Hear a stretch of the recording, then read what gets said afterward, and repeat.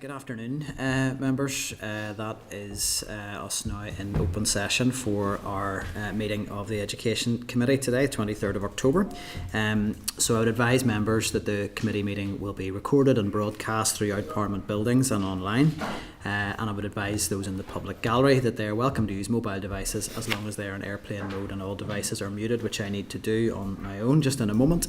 You can connect to the Assembly Wi-Fi and password details are available on the gallery rules. And I'll just remind, as always, it's not permitted to take photographs or record any of the meeting. So just while I get my phone onto silent, that is us. Okay, so item 1 on the agenda is apologies. So we have 2 apologies today. We have apologies from Colin Crawford and Cara Hunter. Everybody else is here today. So we'll move on to item 2 there, which is chairperson's business. So that item 2.1 then is a record of an informal meeting with ADD-NI, which was held last week on the 15th of October. That's at page 5 of your packs. I'll just put it out to members if there are any actions arising from that anybody wanted to follow up. It was a helpful briefing. It'll certainly inform our engagement with officials and our thinking on the issues related to special educational needs in particular. Is there anything specific arising from that? No, nothing from that. Okay, item 2.2 under chairperson's business is just a reminder that we have recess next week, so there won't be a committee meeting. So the next meeting of the committee will be Wednesday the 6th of November. So the clerk had asked, would members be agreed? And I just want to caveat this. I'm going to raise an issue around tabling of papers just in a moment, so that the 2 are connected, but we'll take this one separately. Just to check that members are content if for that meeting on the 6th of November that the meeting pack lands on Monday the 4th. It's just due to leave in the team that it might be difficult to get it for the normal service standard, so it's just that people can be aware of that. I had just wanted to add another item just in relation to that, and it is around just the tabling of papers, and I just wanted to put on record really that I'm aware that the papers are coming through very late, and it is making it difficult to prepare for committee, and at times that they are landing on the day of the committee. So I think we've all been aware of that. So I'm going to propose a couple of things. One of them would be specifically a reminder to the department. Certainly a very detailed briefing arrived late for this paper, for this meeting of the committee, so I would suggest that to the department and all arm's length bodies that it should just be made very clear whenever an evidence session's being arranged that the expectation is that actually those papers should be arriving close of play on the Thursday before committee. That gives the clerk the time to actually prepare a briefing that is meaningful for members, and also then for members for it to be tabled on the Friday with our packs, and to give members the opportunity to read it. We're all aware we're in plenary Monday, Tuesday. Some members have a committee on a Wednesday morning. If things are coming through very late, it is difficult. So I would suggest that maybe if members are agreed, a general reminder go out on that, but also at the point of arranging an evidence session that is emphasised.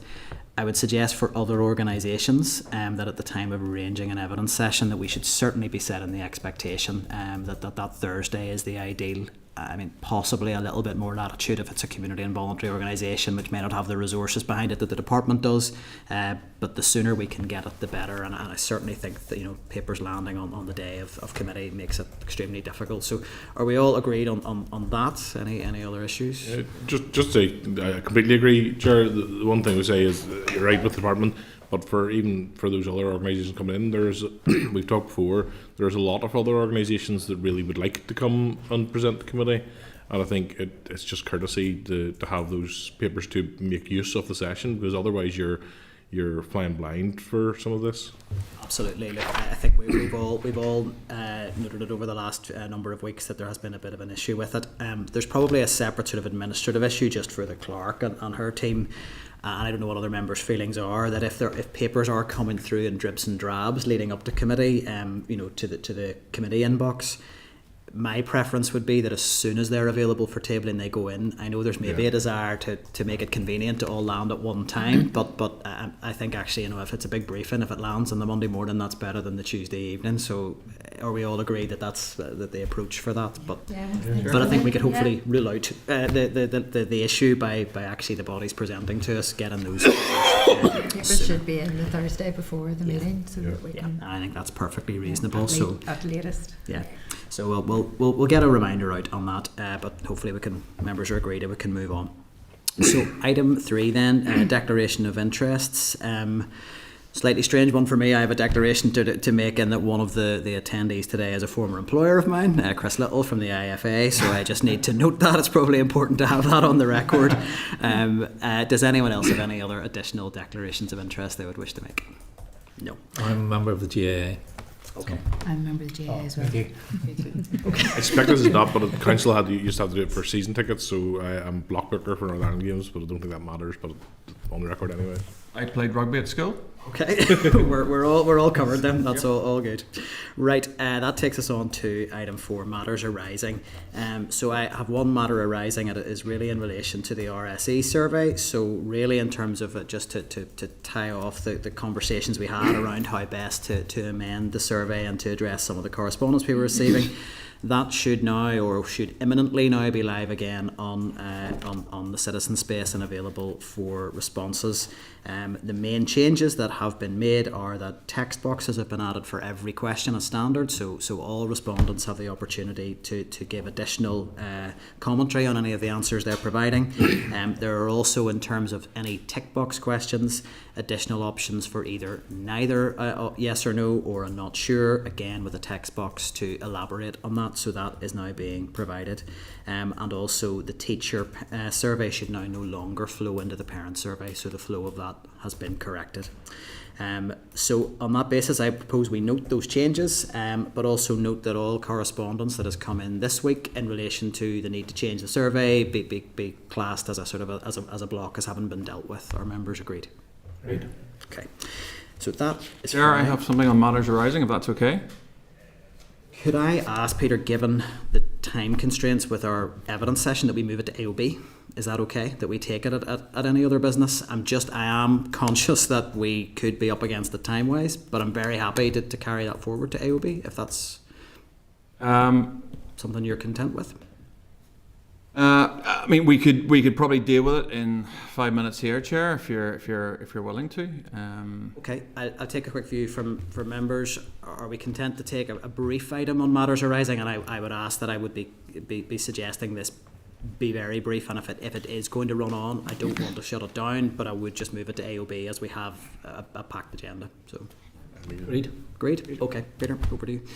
Well, yeah, so it's really an update from the matter we talked about last week in terms of Rainbow and Gender GP. Just to make you aware, I did report the matter to the PSNI on Thursday, but I have updated information I want to share with committee members that both doctors from Gender GP have had their licences withdrawn.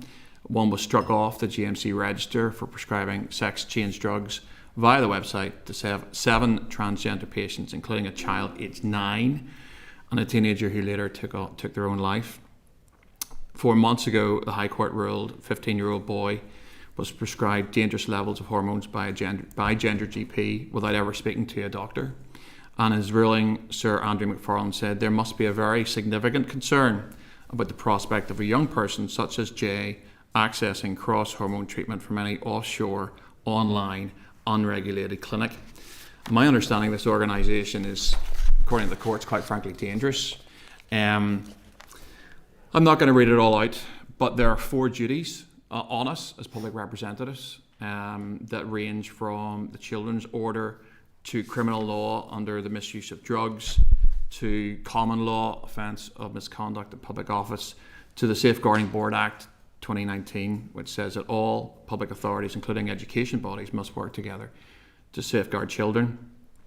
It's my understanding that the Rainbow Project has now removed the link to Gender GP, but I would propose, given what I have found out and made committee aware of, the committee should now write to the Rainbow Project asking why they felt referral to Gender GP was appropriate, how long that link was there for, and why they've taken it down. And then finally, I'd further ask that committee now write to the Health Committee to at least alert them to the fact that Rainbow Project was recommending gender GP as an affirmative option for gender dysphoric kids. Make them aware that we consider this a safeguarding concern for children, and whether they want to take any action. I realise that this committee has very limited remit, but the fact of the matter is that Rainbow were here last week presenting, were questioned, and that this information has come to light. And I think everyone on the committee would probably share concerns around this organisation and its responsibilities towards gender dysphoric or gender questioning children. So at a minimum, I think we do have a duty to at least let the committee know about this. As I said, I reported it to PSNI, but I have been made aware that we have significant duties on us as public representatives, that when we are made aware of this information, and I think it's a safeguarding issue, that we should at least let the Health Committee know. Thank you, Peter. I'm conscious of time. Could I, in the first instance, just ask the clerk, if possible, to speak to some of the more procedural issues around where the duties of committee may lie in this? Certainly. Members, you may not all be aware that the newsletter contacted the Speaker about this end last week, and the Speaker responded to the media in these terms. That the Speaker has no role in relation to committee proceedings. Each individual committee sets its own agenda in pursuit of delivering its obligations and responsibilities. The role of a statutory committee is to advise and assist the Minister in the formulation of policy that is relevant to the departmental portfolio. Committees have no powers to investigate allegations of criminal conduct, and so any concerns that criminal activity may have occurred should be referred directly to the appropriate authorities. So last week, the committee had not agreed that it should write about this matter because it was not cited on any detail in this matter, and members suggested to Peter that he do what he has now done and written to the PSNI. So in procedural terms, it means a bit similar to first principles. You know, you're looking at proportion, reasonableness and relevance in terms of decision making. The scope of the RSE inquiry did not really include the material that Peter's referencing, and the committee wouldn't have had enough information really to generate a duty on such a tangential basis. I mean, certainly that was the first instinct of everybody in the room. Perhaps now the committee will want to reconsider, given that Peter has fleshed out the bones a little bit, and he has asked that we at least let the Health Committee know. And obviously it's up to the committee to decide how and when to correspond with other authorities. But just, you know, there isn't a responsibility if it's not something that you don't substantively know. And I just would caution that, you know, when you write a letter, you're a properly constituted parliamentary committee. That carries a lot of weight and significance. So if you are to allege things, you know, you would best be quite sure, because it might have repercussions and consequences. And I mean, another option is, of course, that the committee could take legal advice about this. So those are some of the considerations. And again, I had indicated for this reason that I would be prepared to deal with this at any other business, because we do have a big agenda, and I said 5 minutes. I think, Peter, you maybe knew very clearly this would not take a 5-minute discussion, so that's disappointing that we've opened it up and it could now hold back business. Happy to open up to the floor for views. So, Deputy Chair first. Chair, we went on to the Rainbow website after Peter gave that information to the committee last week. We couldn't find any signposting to Gender GP, and Peter says it has been taken down, so maybe that happened before we checked. Mm-hmm. So really all we have to go on is what Peter is saying now, and not for 1 second I disbelieve him, but I haven't seen the evidence myself. None of us have. And certainly no one should be trying to procure medication from any source other than, you know, their own doctors or consultants or whoever. Absolutely agree with that also. But given the fact we would be making an allegation as members of the committee in regard to some evidence that we haven't seen, I would be reluctant to support that proposal that Peter has made. Thank you, Deputy Chair. David, you had indicated next. Yeah, I slightly taken aback by the reaction to it, in the sense that it's not necessarily the committee making any accusation. This is the committee writing to another committee which has remit over these issues, to suggest that they look into it. The information that has been brought forward was put in front of me from other sources who had contacted the General Medical Council over this and received the information around them being based on the information that Peter gave at the start of this item, in terms of the doctors, them being based in Singapore, them having their licenses removed. So this is all legitimate information. We're only asking that that having been made aware of this, that the committee write to the relevant committee. I guess why I'm taken aback is that it has been standard procedure in this committee for things that fall outside the remit of this committee to be referred to the appropriate committee or other bodies. I mean, nobody is asking. There has been no request at all for this committee to investigate this issue. We said last week that that falls outside the remit. So in some ways, I think we're talking past the actual issue that has been raised, and we're conflating things.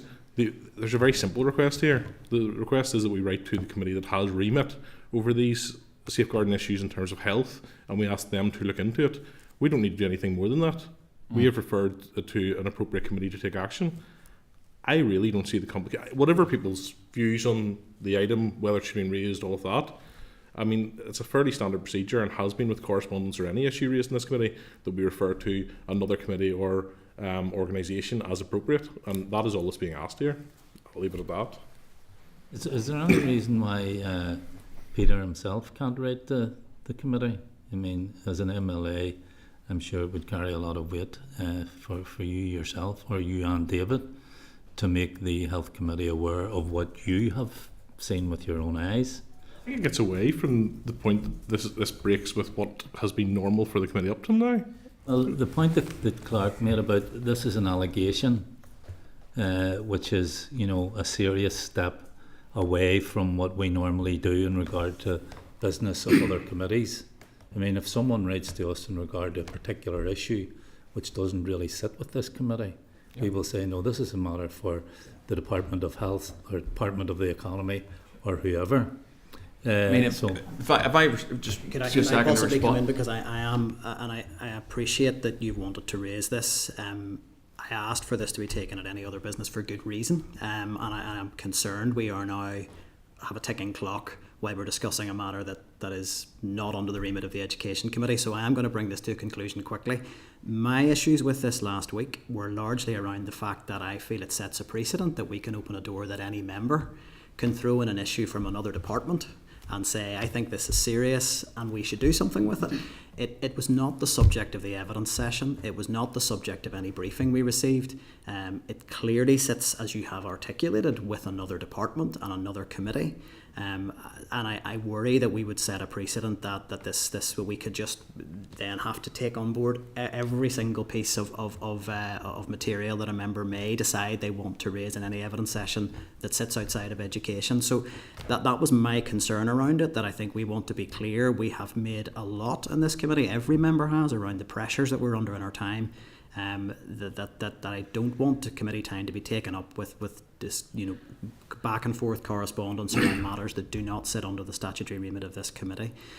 I think the points that the Deputy Chair have made are worth noting, that the material that you referred to in terms of the signposting link is no longer there, and that you have reported it to the PSNI. That seems to me to be the most serious step that could be taken, to report that to the body that can bring criminal action against anybody who is found to have committed a criminal act.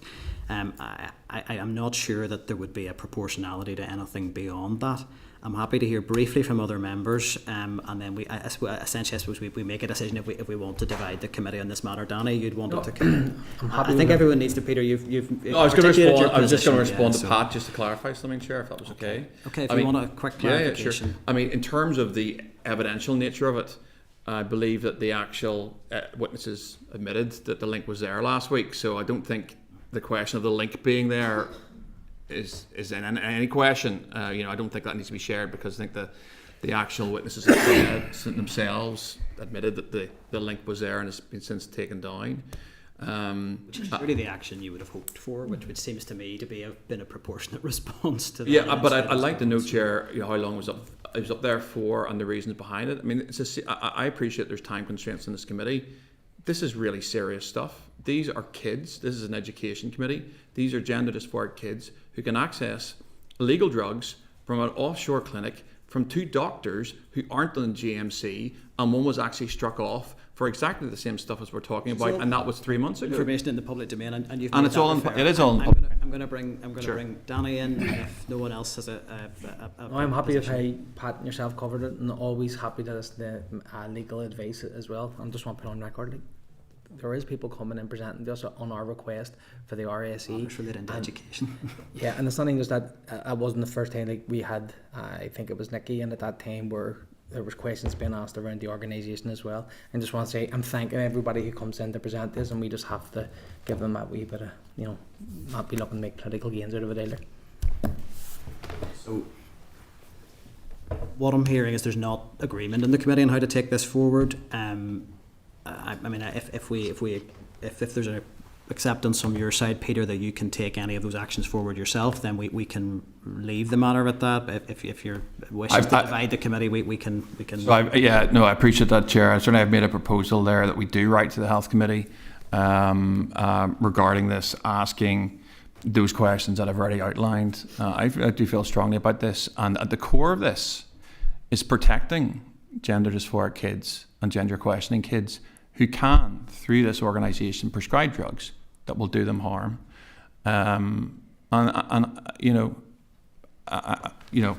People will take different views on it, Chair, and I realise that. But that is at the core of what we're talking about here today. And I do not see... I think it's very clear no one in the committee is in any way arguing that anybody should be accessing drugs through any means other than lawful contact with their clinician, with all the appropriate regulatory framework around that. I'm just not sure why this is a matter for the Education Committee. Is my issue, and I'm concerned we would be setting a precedent that any departmental matters could be introduced by members. So my proposal is that we resolve this by Peter, as the representative who has seen the material, who identified it to write to whichever bodies he sees fit. But I am keen to get back to the focus of the work of the committee. Peter, appreciate it was your proposal. If you don't want to progress it in that way, we do have the option to divide the committee, and we can make a decision on that. So again, I'm not been here that long, Chair. If there's a proposal on the table, does that have to be taken first? In fact, that I've made a proposal? Yes. Yeah. So that certainly, Chair, I propose that we do write to the Health Committee along the lines that I've already elicited, that we make them aware of Gender GP and ask them to ask Rainbow regarding the links. It's all in Hansard, but I would propose that the Education Committee writes to the Health Committee along those lines. If we're going to a vote, I'll hand over to you through the clerk to conduct the vote. Okay, so just bear with me a moment. I don't often do this.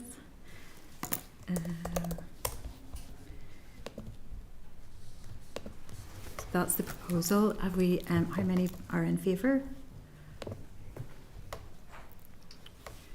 And let me just note that.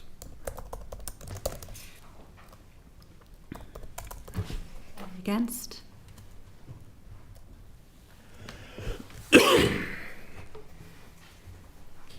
so the chair doesn't have a cast-in vote. That's two against 5 members. So that proposal has fallen.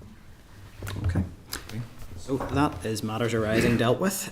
So that takes us on to item 5 of the agenda. So I would refer members to the draft minutes of the committee meeting of the 16th of October. That's at page 11 in your packs. So I would just want to seek members' agreement that the minutes are a complete and accurate record of proceedings. Is this agreed? Agreed. Okay. If I could set those off.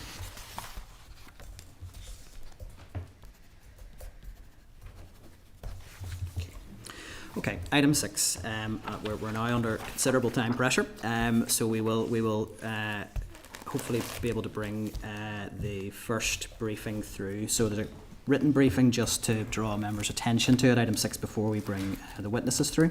That is the school sports programme. It's a written update from the department regarding the school sports programme task and finish group. That's at page 3 of tabled papers.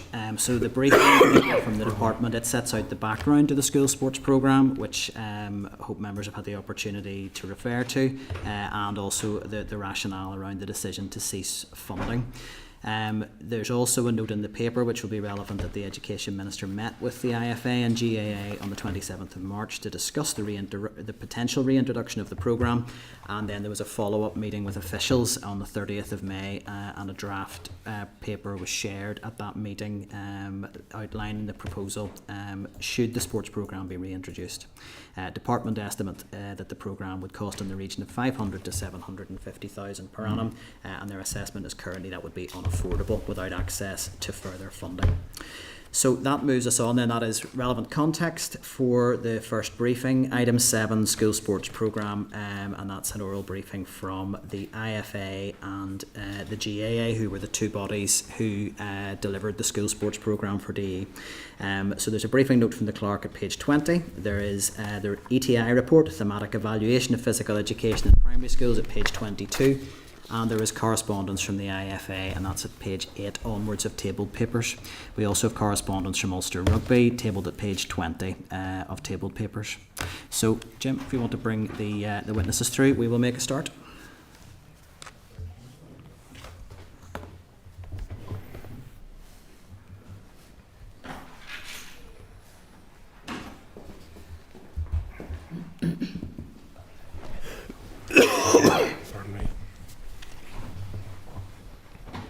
Just let everybody get seated and settled, and then we'll make a start. You're all very welcome here this afternoon to Education Committee.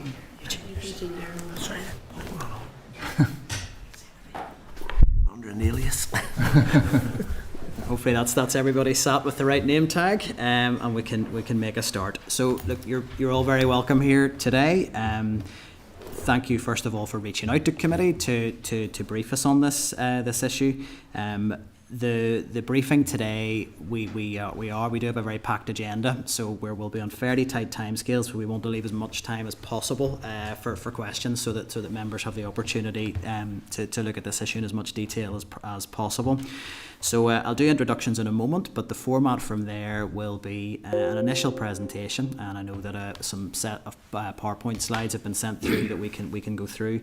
I would ask if the presentation could be up to 10 minutes, and it's certainly not a target, so up to 10 minutes is the goal, and then we will move to question and answers. We'll try and limit it to 5 minutes per inquiry for each member. I know Chris will be familiar with the drill here, and it's coming back to familiar territory, but for everybody else, it really requires both member and the person answering the question to work together to make sure that we answer things thoroughly, but we do so in a timely way. So that is the sort of the housekeeping out of the way. I'll just do brief introductions, but obviously feel free to add anything that you wish when I've done that. We have with us today Claire Ray, Primary School Development Manager with the IFA. We have Chris Little, Head of Public Affairs with the IFA. We have Dr. Eugene Young, Director of Coaching and Game Development at Ulster GAA. And we have Michael Glover, Coaching Administration and Research Officer at the GAA. So that is the introductions out of the way, and really it's over to you for the presentation. Thanks very much indeed, Chair. We'll do our best to stick to those times. Appreciate how limited it is today, and thanks to the committee for giving us the opportunity to present to you today in relation to physical education, which, as you know, is absolutely vital for the physical and mental health and well-being of children and young people in our society, their resilience and their attainment at school, and in particular the school sports programme, which has been evaluated as a best practice example of a partnership approach to physical education in our schools. I'll get straight into the context for our presentation today.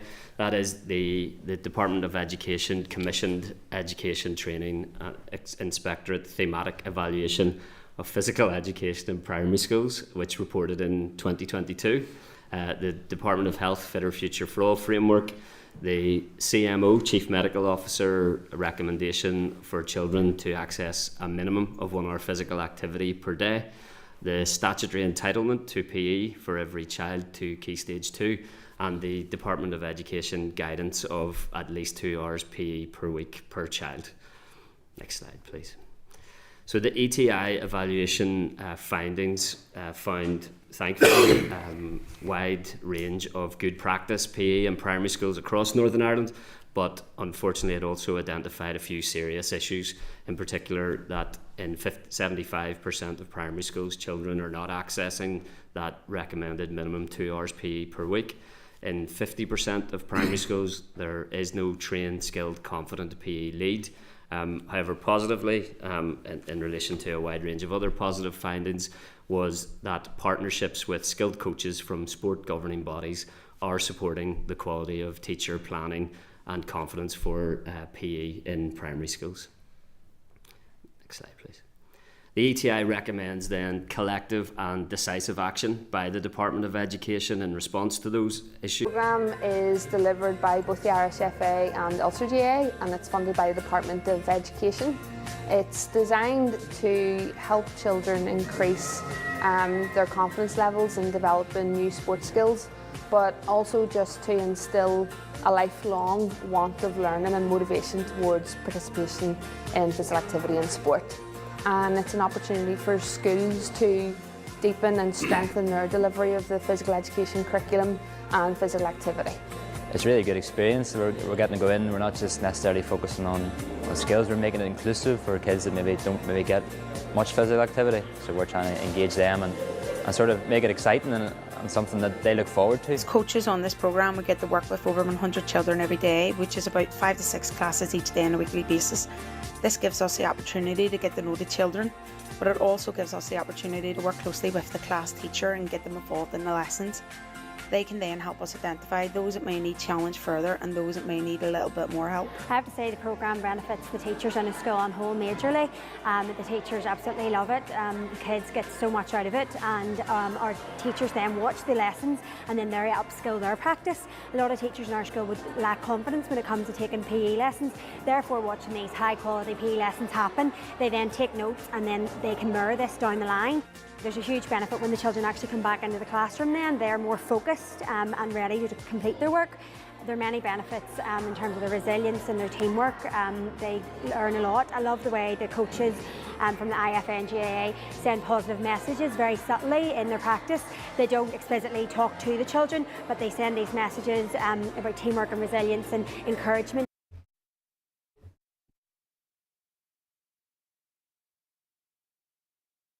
That's a hint on your timer clock there, Nick. Not much more to go there if it's able to restart it.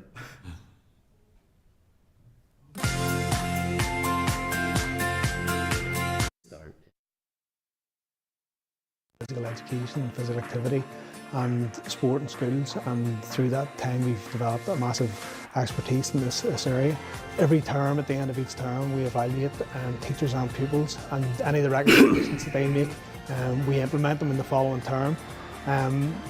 Currently within the programme there's around 30,000 children, 1,400 teachers and around 400 schools that access the programme during any academic year. Well, look, I think it's vitally important that we have physical exercise in schools. We're facing, obviously, problems with obesity. We've got to make sure that the children have both a healthy mind and a healthy body, and that's why physical activity is so critical. But particularly this programme by the IFA and GAA, I think, is a tremendous example of being able to provide that coaching to children, getting them interested in sport, but also actually making them think. It's important to note even a lot of the activities that were there were engaging both the body and the mind, and I think it's been a tremendous success. And I hope that it continues on into the future.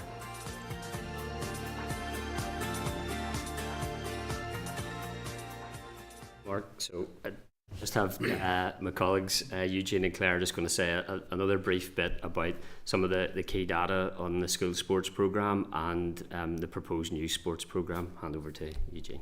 Okay, thanks Chris, and thanks for having us everyone. As I say, a picture paints 1,000 words, so I think the video was very effective in terms of where we are. And whatever sport or leisure pursuit that you follow, those particular fundamental skills of ABCs, agility, balance, coordination, are central to all of it. So that's why we're very passionate about this. From our perspective, the Department of Education, Irish FA and GAA have worked in partnership since 2007 on the first programme, where we had over 60 coaches on the programme. And the most recent programme was reduced to 22 coaches, which we're very happy to have, because we were still able to deliver a quality programme. You can see there some of the statistics in terms of what was being delivered. So the programme was having an impact on the ground. In 2014, we got a national award from UK Sports Coach as one of the top interventions for coaching in schools, and we went across to get that award in Glasgow. So we have a huge reach in the programme, and just the next slide please there, you can see from that particular quote there, it was described as best practice in terms of a partnership, and we've worked very closely together, not only in this project but in other projects. So we're quite keen to have a conversation around getting this project reinstated. Okay, Claire. Thank you. So it has been disappointing that funding has ceased in the absence of a minister, despite the need for and the clear impact of the programme. However, we've been delighted to meet with the new Education Minister and members of the Curriculum and Assessment team to discuss the possibility of a new partnership programme. So if we can click on to the next slide, I can just provide you with a bit of an overview of that programme. That's it, yeah. Sorry. So our proposal is a Department of Education and Sport governing bodies physical education partnership. In summary, the programme will engage teachers who are less confident in delivering PE lessons and provide them with the tools and skills to provide positive and meaningful PE lessons to children. The objectives are to assist teachers in developing skills to deliver PE lessons, to provide children with those fundamental movement skills and age-appropriate skill development, and to support the link between PE, sports clubs, and improved wellbeing and academic performance in children. Our programme themes would be fundamental movement skills and age-appropriate skill development, as just mentioned, but also nutrition and healthy know-how for active kids, mental health and wellbeing, cross-curricular learning, and we can apply a girls-only methodology where needs be and cater for disability inclusion also. Our outcomes will be that teachers will have an increased capacity and confidence to plan and deliver PE lessons. Children will have more enjoyable physical activity experiences, and there will be an increase in physical activity levels inside and outside of school, and an increase in physical capacity of children. For the schools, we want to increase their motivation and prioritisation of PE, physical activity and sport. We want to improve wellbeing and educational attainment, and provide equal access for children regardless of gender, age and ability. To evaluate the programme, outcomes-based accountability would be used as the key evaluation tool. This allows us to focus on the impact of the interventions on the outcomes, and then that enables discussions to take place about how we would continually improve the programme. And this is in line with the Northern Ireland Executive's Programme for Government Evaluation Framework.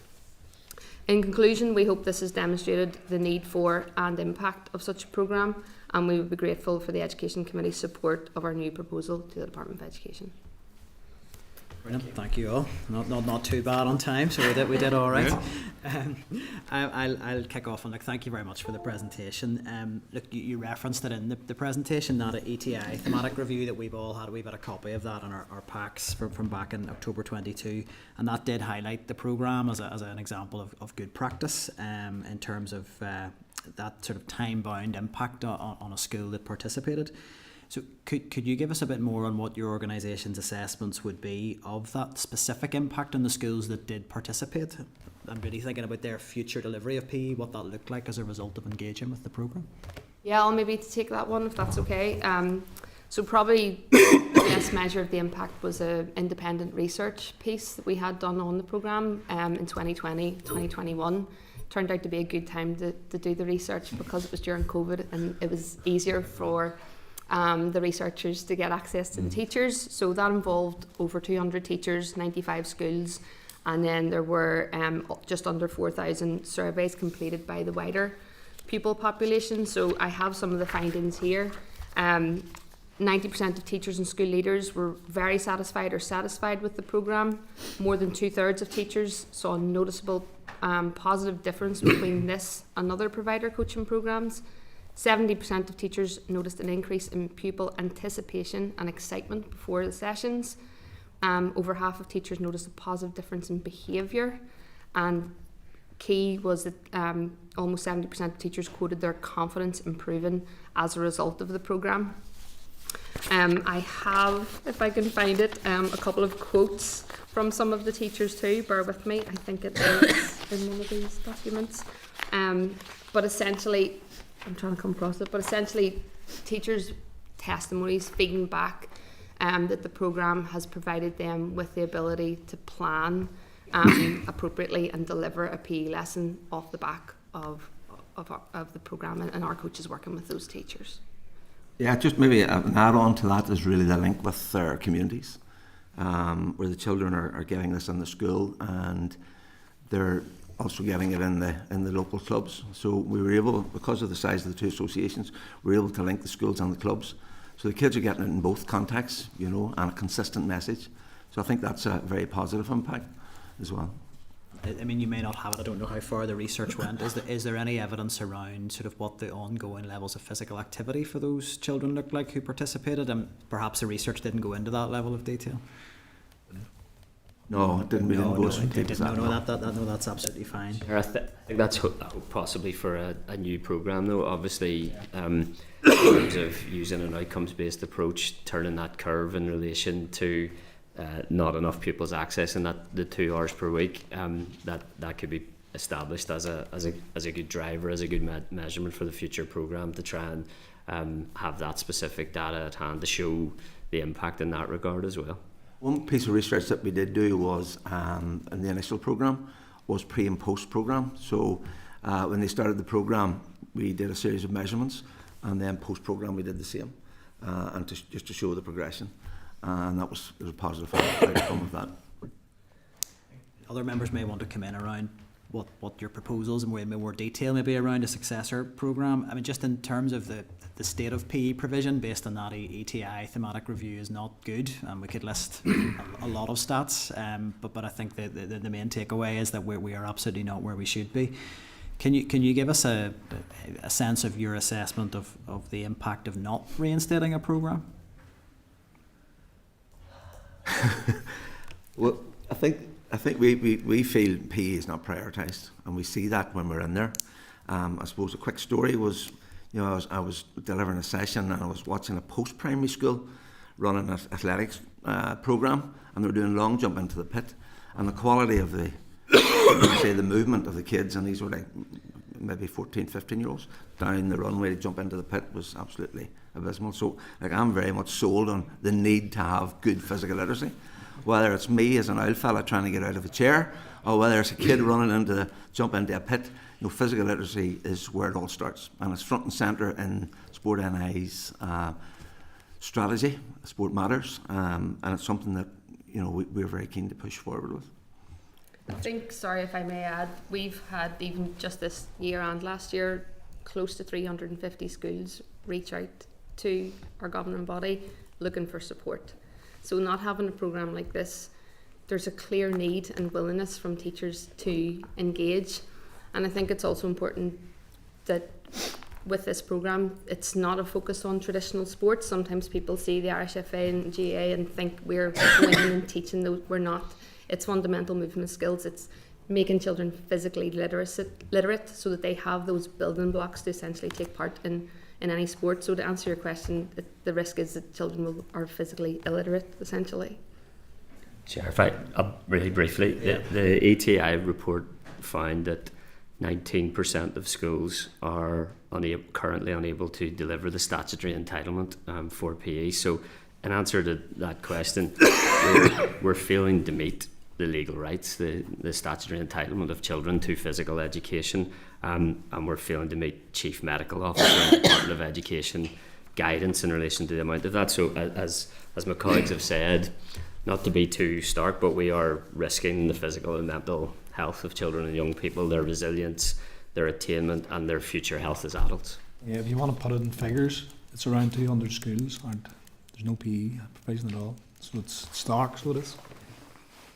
No, thanks for that. Look, I'll bring other members in, Deputy Chair, and then we've got some other indications. Thanks. I want to go off piste a bit, to use a sporting metaphor. But first of all, it's very disappointing that there are 200 schools aren't providing that statutory curriculum and PE for their pupils. I'd love to know why. I know in some cases some schools feel they aren't qualified to provide PE, but I mean, that's something could be quite easily resolved, I think, if they were of a mind to try and ensure they got PE. But, I mean, when I was in my 20s and early 30s playing football and hurling and so on, and lots of other people doing the same, you know, we were quite fit. But nowadays, there's a gym on almost every corner, in West Belfast anyway. I don't know what it's like in other places. If I'm looking for my son and he won't answer his phone, it's probably because he's in the gym. So it seems to be there's more interest among young people in being fit. Maybe it's, you know, they want to look better as well. It's not just about physical fitness. So, and of course this is completely anecdotal, but it seems to be there's one group of young people, I'm not talking about school children, who are interested in being physically fit. And then we have this upsurge in obesity. So there's obviously another group who aren't as interested in physical fitness. And I'm just wondering, have there been any, and I think Chris probably answered this, have there been any longitudinal studies carried out, you know, and that would be a good starting point maybe to find out why some young people, when they get older, don't bother with physical fitness. Has there been any thought given to a possible longitudinal study? Some of the research shows that children have had a bad experience with PE at school, or no experience, so it's something they don't do. So they don't. I know when we done the independent piece of research in 2020, there was a piece done over 10 weeks, and one of the things that it showed out of it was those children that weren't normally involved in PE, if it was in a school, were more inclined to be involved in it after the 10-week programme because they enjoyed it, because they were getting introduced to it and they were doing it. So although not longitudinal, it showed that there was context and there was enjoyment given to those kids that weren't normally involved in PE or sport. So there was something there that maybe that needs looked at over a longer term period. I think there's a whole range of issues, particularly around female participation and body image and all that. And it's something, you know, we're trying to be inclusive to make sure everyone's involved in this particular programme. And it just kicks me back to a short video that was sent in during COVID, because during COVID we were delivering the session straight into the kids' homes via the school, and the father was actually preparing breakfast for the two girls, or two twins from Fermanagh, and they were eating their Weetabix, and they were going, I'm getting ready to go to, I think it was Claire's session or whatever it was, you know. So the impact of the programme in that context, I think, is very important, because what we're trying to do, I think Claire mentioned it earlier, is influence these young people so that they have good behaviours and that they're motivated and they're not put off. A lot of kids won't go to the gym. My wife wouldn't go to the gym, you know, because we're trying to get into a bit of shape. We're going on holidays, you know. Let's go to the gym. I'm not going to the gym, you know. So a lot of people are not comfortable going to the gym, and that's fine. So the gym's not for everybody, but for these kids, we're going to try and change, because they can go and play other sports. They can go and do yoga. I suppose, Eugene, the point I'm making is, if your wife had been going to the gym from she was a teenager, there mightn't be the same resistance now. And if you can make that progression from PE in schools to engage in physical fitness of some sort, whether it's a team sport or playing tennis or rugby or hockey or going to the gym, you know, it's about ensuring that continuum of you know, looking after yourself physically. I think that's what is one of the key strengths that come out in the research as part of this programme. It's our staff's ability to enthuse those children that are unlikely to take part or have less interest or less sporting ability, and that was clear in the research that they were enthused irrespective of sporting background or ability. And I think in the previous programme, you know, it was focused at Key Stage 2 in the latter years, and as part of this new proposal, we want to have a more whole school approach, so that we can go and work with the 5 and 6 year olds, the foundation, the Key Stage 1 as well, or essentially co-design this with the school principal or the PE coordinator, so that they're identifying to us who are the teachers that need the support and the help. There's no point in us really working with the teachers that are enthusing the kids and getting them excited about this. Identify who needs the help and let us put a bespoke plan together so that we're including and enthusing the children as much as possible. And I think I mentioned the programme themes that we can deliver around nutrition, so it's the children get to understand the why behind this as well. It's not just the physical activity that's exciting them. There's a comprehension of the nutrition, the positive mental well-being that's associated with this too. So we're giving them a wee bit of understanding through some kind of cross-curricular links with that also. Chair, I appreciate you can't take 4 answers every time. No, you definitely can't. Just really briefly, just to make sure it comes across. The report, the ETI report, did find good practice across a majority of schools, or near a majority of schools, and the challenges for the factors for some of those other challenges, yes, includes teacher experience, training, confidence, but it also includes infrastructural issues like facilities, like curriculum demands, like timetable demands. So I don't want us to leave here today without making sure we make the reference to the report's finding of a wide range of good practice, and that a lot of the limitations on that are out with the control of many of the schools as well. Okay, thanks for that. Thank you. Great. David, you'd indicated. Thanks very much, Chair, and thanks to the panel for being with us today. First of all, and it's not something I want you to deal with or anybody to deal with necessarily, but I just want to place on record that I was disappointed we weren't able to facilitate Ulster Rugby today, who I know would have been keen to join. I appreciate the clerk has tried to find other ways in which we can engage with them, but just having made the proposal previously, I thought they maybe could have added something here today, although I know the premise is mainly to look back at the previous programme, which the programme is a very positive programme, and you can see the benefits of that, and it was great to see the video there. Just on that, I guess one element for you to engage with, I guess, have you had any discussions with Ulster Rugby? I know that the FA and GAA do an awful lot with Ulster Rugby, and do you think there's room here for Ulster Rugby to join with you in any future programme? I guess I'll ask the second question so that you can deal with them both, as well as the Ulster Rugby. If we all know that there's resource restraints on the department, on education in general, and huge demands, but if the resource was there, how ideally would you see the programme changing or evolving and growing in future? Let me start, Chris, if that's all right. From 2007, when we first came up with this concept, we did speak with Rugby, and at the time it didn't suit them to come on board. So we have had that engagement, and now things have moved on since then, and we haven't had a conversation since that about this particular programme. But as you say, we're involved with a number of programmes across the board, the 3 big sports bodies. So working with them is not an issue. Some of the smaller ones, they may not feel they've got the capacity or the structures maybe to deliver on that. But I think, I'm going to say the more the merrier. But obviously the budget will be split. And I understand that you don't want to dilute something that's working well to that extent either, but it's just I think there is those obvious 3 big sports, and I'm not saying that to the exclusion of like hockey and different ones, other ones that might want to be part of the conversation. But I think rugby, from a lot of people, would be the obvious one that's sort of missing from some of the programmes that they're aware of you doing elsewhere. Well, part of the issue is just managing the staff. Yes. And when they're in our organisation or in the IFA, you can manage them. From a HR perspective, terms and conditions are all tied down, annual leaves tracked, so they're an employee.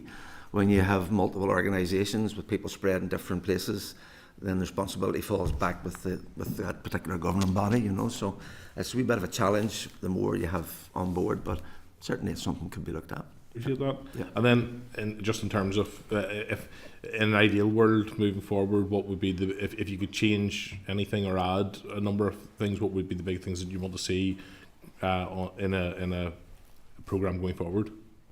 I think, as Chris has mentioned, there's other challenges around facilities, for example, and other hurdles. But the way we've looked at this with this new proposal is across sort of 3 to 5 years. So within year 1, the programme would have a significant impact in addressing the lack of provision for PE, and we would probably look at the areas of most social need. So that's potentially around 12,000 children, about 128 schools. So year one, maybe about 15-16% of the existing primary schools, and that would involve about just over 500 teachers. Year two, that would obviously can increase, and so on and so forth with year three. But medium term, it's really about reinvigorating PE provision to over 30% of primary schools in Northern Ireland. And then long term, 5 years plus, if we could get to that point, the programme combined with other government interventions, it has the potential to address the sort of full current lack of PE provision. So this isn't just something we want to tackle for a year, because we don't, we want a long term. It very much aligns with what each of our governing bodies are about, and that's want that generational impact rather than just the sort of one-off bit of fun and building capacity, and that kind of leaving a legacy piece. It's really important that the work that we do in the schools, that when we do move on to those other schools, that the good work is still continuing, and that those quality PE lessons are continue to being delivered. So it's very much a mentoring approach within the schools when we work with the teachers, meeting them at their level.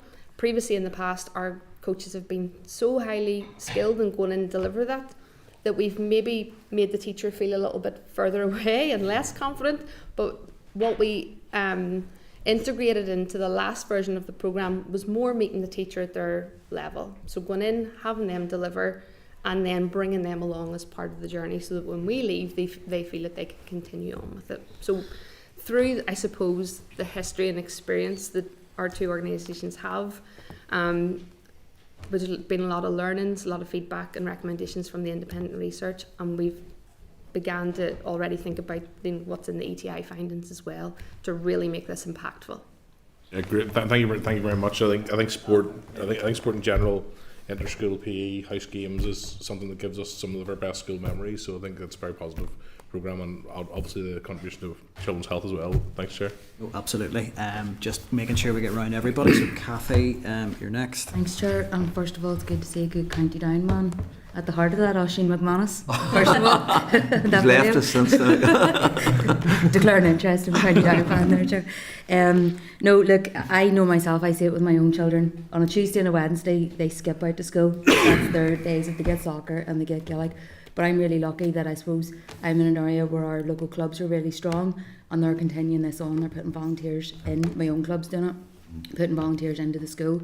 So I suppose that leads me on to my question. Do you see that there's a trend where this is continuing on? Those 200 schools that now aren't getting it, is there a trend that there's strong clubs in that area that maybe are, sending in volunteers that are maybe taking coaching, even if it's after school or something like that? Is there a correlation? So, in turn, are there certain children that are at a disadvantage there? I know, again, in engaging with other schools where parents are maybe paying, the couple of £1 every week for a sporting organisation or a coach to come in. Obviously, all parents can't afford that, week in, week out either. So are there children that are at a disadvantage due to that geographical spread? The other thing, it's really disappointing that this funding has been cut, first of all, and it seems to be a bit of a trend that low-hanging fruit has been cut. Would a reading scheme or a literacy scheme or something been cut as quickly? But you mentioned there around Sport NI, and obviously that sits under the Communities Minister. Has there been any discussion, or do you know if there's been any discussion across departments in terms of Department of Community maybe stepping up here and providing some funding? I take that as a no. I'm laughing because this is a discussion. I've been coming in to meetings from 2007, and there's been discussions about even when Chris was in MLA, there's a cross department, health, sport, communities, and I've yet to see it. When we approached Sport NI, when I mentioned this is in your strategy, physical literacy, how are you going to fund it? That wasn't on the agenda really. It's there. It's been highlighted as something that needs to be done.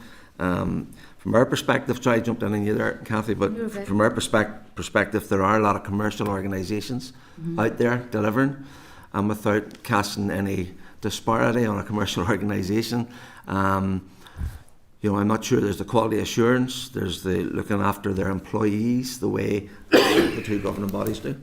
And The after schools, again, as you were saying, it has to be paid for, you know, and we've provided that service as part of the programme, both during curriculum and after schools. And we've also made the link to the clubs, and we've gone into the clubs and worked with the parents, so the children are getting the same programme in the school and in the clubs. So it's joined up well, so it is. Just for me to finish, I was at a little primary school in Lavey. Actually made me out visiting Oisin at the time to see if he was doing everything the way I wanted it done. But I had them lined up to go out for their break, and the message was, I'll see you in the club tomorrow night. You know, so that he was making that contact, you know. Yeah, so it's the same face, you know. So it's a social link as well for these kids as well. Yeah. Okay, thank you. Peter, you were next. Great, thank you, Chair. I was thinking, I've experienced this programme firsthand, and the longer I watched the video, I thought, is that some Congles in Bangor? And then I saw Peter come up and I thought, my goodness, that really was. So that was where the video was from. And look, I did see it firsthand. It's a brilliant programme.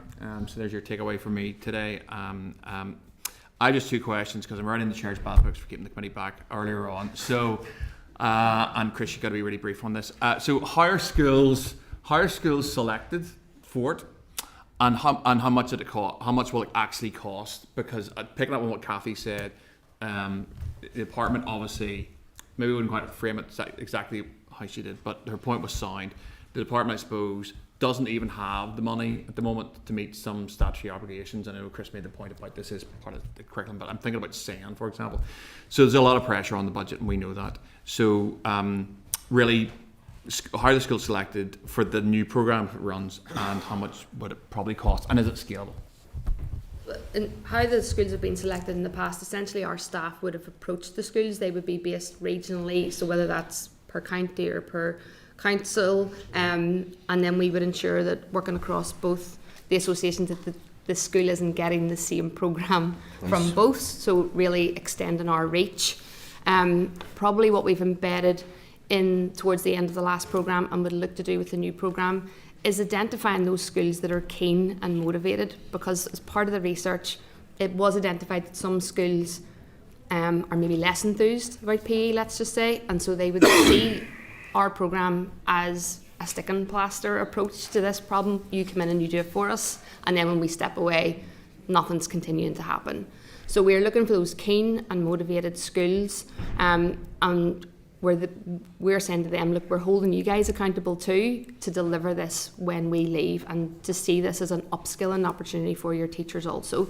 So we would have terms of agreement in place, and certainly something that we would love from the Department of Education is maybe something like a contract, if you like, from them as well, just again for that accountability piece, because with all the best intentions in the world, some schools will say yes to the programme, and then maybe other priorities take over, and again, because we have quite a high level of delivery, we're seen as, well, they're doing it for us, and that's what we don't want, because our time and resources then kind of go to waste as such. In terms of the budget, so in this most recent proposal, we are asking for just over 600,000 per year. That covers 2 programme coordinators, so one for each governing body. It covers 16 development officers that would go in and deliver the programme. It includes programme resources and then learning events and resource development to provide some kind of formal education for the teachers as well. And then, of course, each association would absorb costs in terms of, you know, the safeguarding and the training that we would invest in our staff, so on and so forth. That amount is similar to what the previous funding levels were before. If we could have more, we would take it. But at its peak, this programme was getting 1.5 million a year, so we don't feel it's a big ask. And as I mentioned before, we have, you know, projected aims there for years 1, 2 and 3, whereby year 3 we think we would be making a significant dent in terms of tackling the problem. So we would love a long-term funding pot of, say, 1.8 million or so over the next 3 years, and we think that's a fairly modest ask given the impact. Just to add to that briefly, the cross-departmental funding was mentioned, and I don't think the executive departments have maximised the opportunity for cross-departmental funding as much as they could have. I think the Schools Active Travel programme is one of the few examples of it actually taking place. But if you think of not just the delivery of the statutory PE curriculum here, but the early intervention, the preventative investment this is in the health of children and young people as future adults as well, then we'd be glad to explore a cross-departmental approach also. Could I just one really quick follow-up on that? You're looking maybe at something, at any new programme, sort of a 3-year programme, was that what was being suggested? Is there a sense at any point where you would say that actually the work's done, that the schools are upskilled, or do you see that this would need to be a rolling programme to ensure that upskilling is not something that kind of drifts over time as teachers move on, or whatever in each individual school? I think it was never intended to be a long-term programme initially, but I suppose there is a lot of movement of teachers, other priorities, so I think in order to make that dent, if you like, in the problem, it probably is looking at least 5 years. But we are aware that the funding is typically an annual cycle, and that can be problematic, because you're just getting going with the programme. You've invested in your staff, upskilled them, and then the next thing you're kind of looking over your shoulder and the schools are too, as to whether the programme would continue. Yeah. 1-year program's just not suitable, because we recruit staff, we train them, and then next thing you put them on protective notice and they're jumping ship after 9 months. So we've had that running battle with the department for 5, 6, 7 years, and it's very, very difficult to keep people on board. So we do need a commitment over the 3 years to make this work properly. I mean, look, we will discuss actions for the committee. I mean, I think probably hearing from the department in relation to PE provision more generally is something we'd be looking to do. But I'm pretty sure that if we were saying we're unable to teach kids how to read effectively, or how to, that their numeracy skills, that there would be pretty rapid action to do something about that if we had a thematic report coming back on some of those other areas of the curriculum similar to what we've had on this. So resources are tight, but we there is a sense that physical activity is the poor cousin sometimes to everything else, and there's, in terms of looking at those longer term outcomes, we maybe have to ask whether that is actually the right approach. Sorry, Peter, I cut across you. Did you have a final question? No, Chair. That's I did have it just about the scalability of it, and that was the only thing I took that on the end there. Whether it's scalable, I'm not saying up or down, but just is it scalable? We scaled down over from start. So we were able to scale down. Okay. Yes. So probably yes, it would be able to scale both ways. Certainly scale it up with it. Scale it up. Okay. No, that's fine. Thank you, Chair, for that. That's a yes then. Michelle, you were next. Yeah, look, most of the points have been covered. There's just one thing, Eugene, you kind of touched on it earlier around girls and encouraging them more in the sport and activity. And we know when they get to teenagers, things kind of plummet and they jump off a cliff in terms of girls and their activity and participation in sport. So is there anything you think that we can learn from your programme in terms of encouraging girls and to continue that journey through? Is there any particular maybe data you have on that or good practice? And if girls show an interest in a particular type of activity, are there any linkages then made back to the community where they might be able to continue that, in their spare time? Like into the clubs and things like that? Yeah. Well, you wouldn't have any hard data on that in terms of continuing their programmes. But I think what we would say is that the programme is open to disability and females, and I won't say older people there, but that's maybe at the other end of the spectrum. But certainly, we would have the wheelchairs, for example, into the primary schools. If there's a child with who's in a wheelchair, we would bring the wheelchairs in and let the kids all experience being in a wheelchair, and then there's a wake-up call. So that sort of flexibility within the programme, I think, is very good. Just going back to what Claire said in terms of motivating, making them feel confident, and that's all part of growing up and being part of the process and learning the skills and knowing that they're competent. If a kid has good agility, has good balance and good coordination, they can basically do anything. Indeed. Whether it's aerobics, gymnastics, dance, whatever it might be. As long as they have those three key principles, agility, balance and coordination. The other ones that we talk about are catching, passing, kicking and striking, which you can apply to any sport you know. And then the final ones, there's what is it, J jumping, CPKS, RJT, jumping and landing and running, RJTs, running, jumping and landing. So those are the key principles that our programmes are designed around. And as Claire made the point, applicable to any sport. And that's what we like about the programme. It's not a GAA, it's not about hurling, it's not about football, it's not about handball, it's not about playing football. It's about equipping them with the skills, the motor skills, just like you would for language or for mathematics or whatever. It's equipping them with those skills so that they can move forward in life and enjoy sport. I think one of the things that maybe has been missed is when we were designing the programmes for the schools, they were designed around the NI curriculum, excluding gymnastics because of the logistics of it. But a lot of the lessons were designed around, you know, dance, athletics and games, not Gaelic games or football but games. So a lot of the lesson plans were very generic and everybody was involved in them. So. Yeah, if I may add, I think what's key as well for both associations, we have our own key partners that we work with. So the content of what we deliver, the resources are expert-led, research-based, evidence-based. So, for example, within the IFA, we have a UEFA Disney Playmakers programme, and we would go into the schools and take the girls out of the classroom and deliver to girls only so that they get that first positive experience. And then, of course, we deliver to the boys too. And it's a wee bit of a upheaval for the schools, you know, to take and do that, but we can back that with the research, you know. It's done with Leeds Beckett University. So having those kind of bespoke programmes would be, it's a real advantage for us as our governing bodies to be able to work with our other partners and show the school leaders that it is expert-led and that it is research-based, and they will then often see the positive impact that it is having on girls and boys, but just more that first positive experience as well. There was a little bit in the research. Teachers were asked to rate the impact of the programme on children. 89% of teachers said the programme helped in the gaining of confidence, 92% in relation to the impact on happiness of pupils, 84% helped develop self-esteem. So all those things, particularly in relation to girls, are so important in those first experiences of PE, and that's what we'll be looking to target.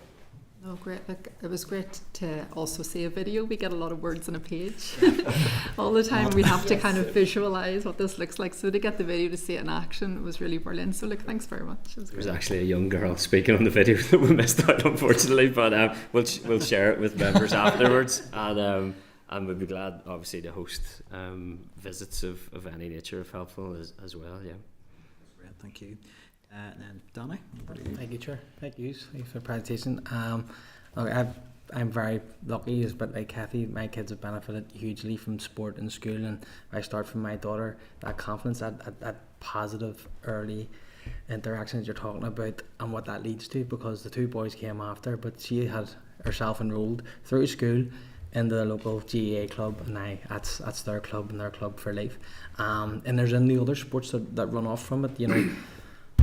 My boys are into everything, but there's now new ones, handballs now coming up, because that started at schools, and as Kathy says, volunteers, there now is an after schools that the volunteers taking on. There's a group of kids are doing it, but great, like see going watching them play and progressing it. It's unbelievable. It's a sport I never played, so it's great. So thank you for all that that's being done. I suppose going into my question would be, has the Minister given any indication that this could be a priority for him to reinstate the programme?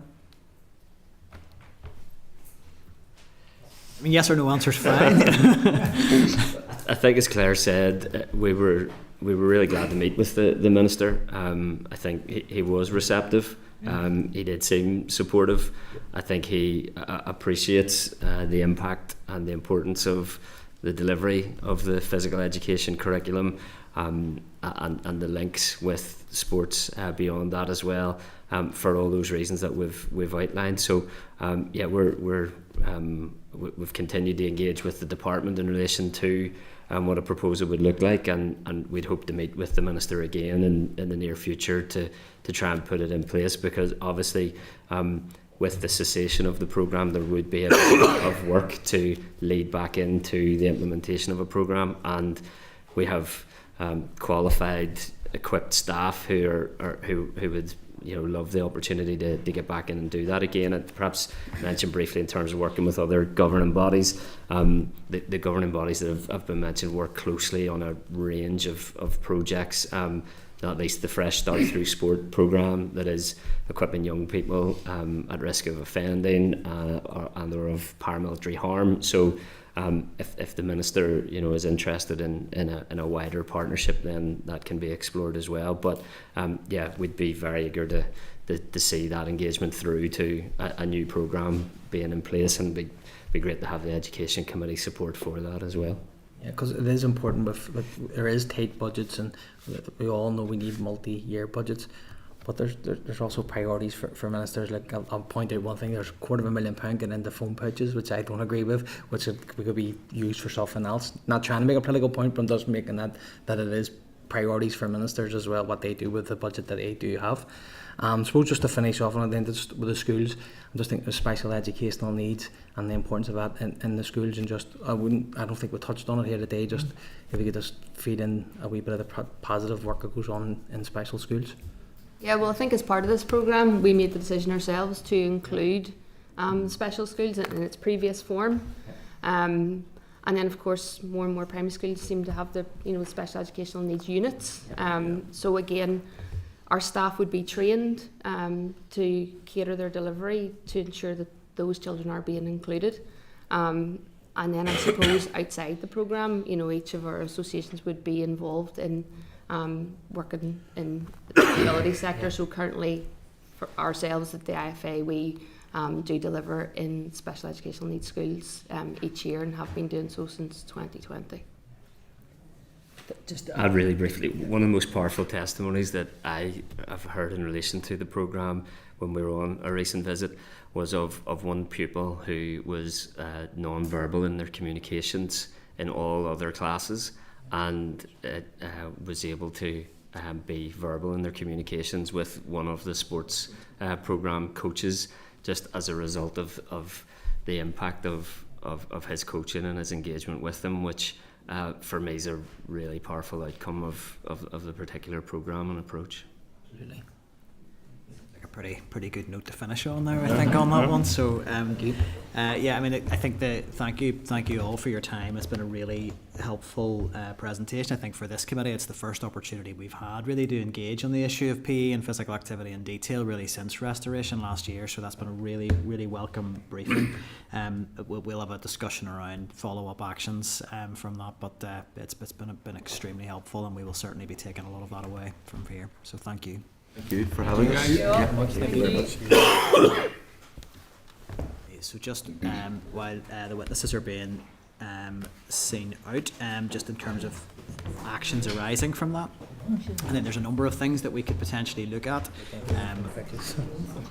I'm going to suggest, rather than writing to the department, I would like to suggest that as part of forward work planning that we invite the relevant officials in to give us a briefing on PE, certainly with this programme included in that, but I think a wider response to that ETI thematic review, I think that would be a good action to take forward, if members are agreed.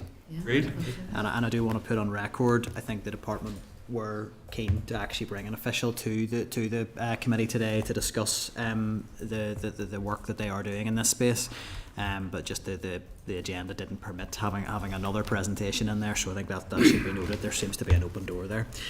I would also suggest that it might be worth writing to. It was mentioned there around the need for maybe other departments to step up a little around this. That there are benefits around physical activity that extend far beyond schools, and just to see whether again is there scope around Children's Services Cooperation Act perhaps to see some pooling of resources to actually deliver some really meaningful interventions around physical education in school. And I think communities and health were suggested there as the ones to look at, if members are agreed to go down that route as well. Michelle? I think similarly Sport NI, Kathy mentioned that, and I think they're an organisation that gives money back, even just to write to them to find out what they're doing in terms of physical activity with young people in schools. There's something we can ask from them just to get an idea of what they're doing around that space.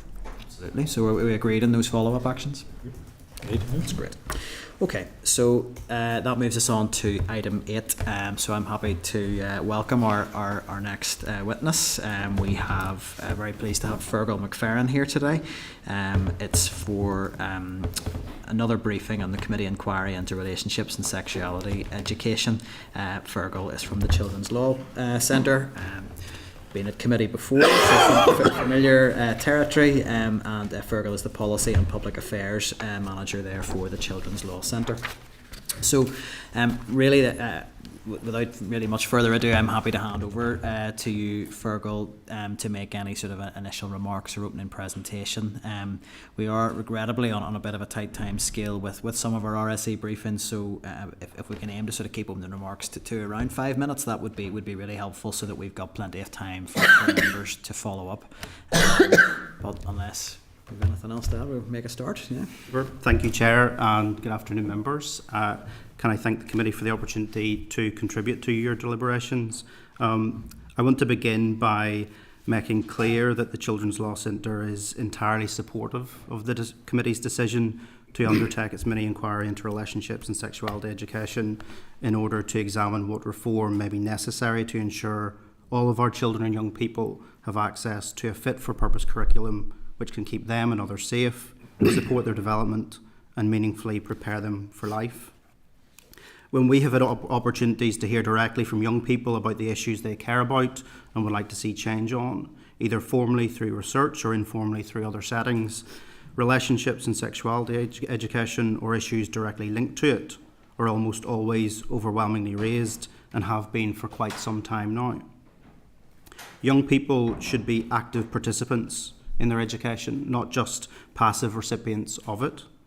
When they are telling us quite consistently that this is an area of their education that needs attention, we have a responsibility to act. That ask, directly from young people, and the need to understand RSE through the lens of children's rights is the primary motivation of the Children's Law Centre's work on this issue and why I am here today. The committee have already received our written briefing, so I don't intend to take much in terms of introductory remarks. As I'm aware, you probably want to get straight to questions. So I will make some very brief key points before handing back, Chair. The first point is to be clear that our view on these issues is informed by international human rights standards, particularly those set out by the Convention on the Rights of the Child and the Committee of the Rights of the Child, of which we have had a particular role in reporting to. While the Convention hasn't been comprehensively incorporated into domestic legislation, we do need to remember that it is the most ratified human rights treaty in history, and for the UK's ratification of it to mean something, we need to apply it in practice and on a consistent basis. The second point is to reflect CLC's general view of RSE provision, which is that all children and young people should have access to comprehensive, age and developmentally appropriate evidence-based education regarding relationships, sexuality and sexual health, including scientifically accurate education on sexual health, reproductive health and rights, covering prevention of early pregnancy and access to abortion. We believe in the necessity for and wide-ranging benefits of mandatory RSE within the curriculum to meaningfully fulfil children's rights and to make a valid and valuable contribution to efforts to safeguard children from harm and to end violence against women and girls. The third point is about current provision. Our view is that while pockets of good practice may exist, RSE provision in Northern Ireland does appear generally to be inconsistent, inadequate and failing to meet the needs and expectations of many of our young people, including LGBTQ+ young people and those with disabilities. We've been particularly concerned, if not necessarily surprised, by evidence given to the committee that existing minimum entitlement isn't always provided. That position is not sustainable, and while we do not yet have a settled view on how that should be addressed, we are clear that the flexibility of the curriculum, the autonomy of schools, the capacity and confidence of teachers have all contributed to the clear need for more substantial reform in this area. And we're also clear in our view on the need of RSE to be seen as an equal and valid part of the curriculum compared with other aspects of the curriculum. Finally, on more recent developments, specifically the mechanism for parental withdrawal, Our view is consistent with the most recent recommendation of the United Nations Committee that no such mechanism should exist. The reality, however, is that one now does for specific elements of the curriculum as a direct result of the regulations introduced by the former Secretary of State. While we are absolutely clear that it is essential for parents to play a guiding role in their child's education and development, we are equally clear that the provision of a blanket opt-out fails to recognise the increasing capacity of young people to make decisions about their own lives. We are particularly concerned that the mechanism which has been introduced fails to properly understand children's rights and best interests as a primary consideration in the provision of RSE and creates an unwelcome imbalance in which those most impacted by this change, young people themselves, have the least influence. We are also concerned by suggestions made at this committee in evidence which indicate beyond the specific opt-out provided for by the new regulations, other informally or potentially non-legally defined arrangements may well be operating without any oversight or accountability, and we recommend that the committee may wish to seek further clarification in relation to those. And with that, I will conclude and welcome questions. Thank you, Fergal. I'd like to start by just saying I welcome the fact that the Law Centre is so clearly supportive of the committee running the inquiry.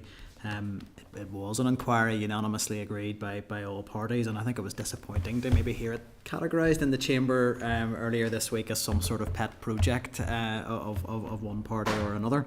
But that said, I mean, I think we've heard a lot of evidence, particularly around safeguarding and healthy relationships, about how important RSE is. We've certainly heard loud and clear from young people about what an important an issue it is for them. So I maintain it is entirely appropriate for the committee to be looking at it.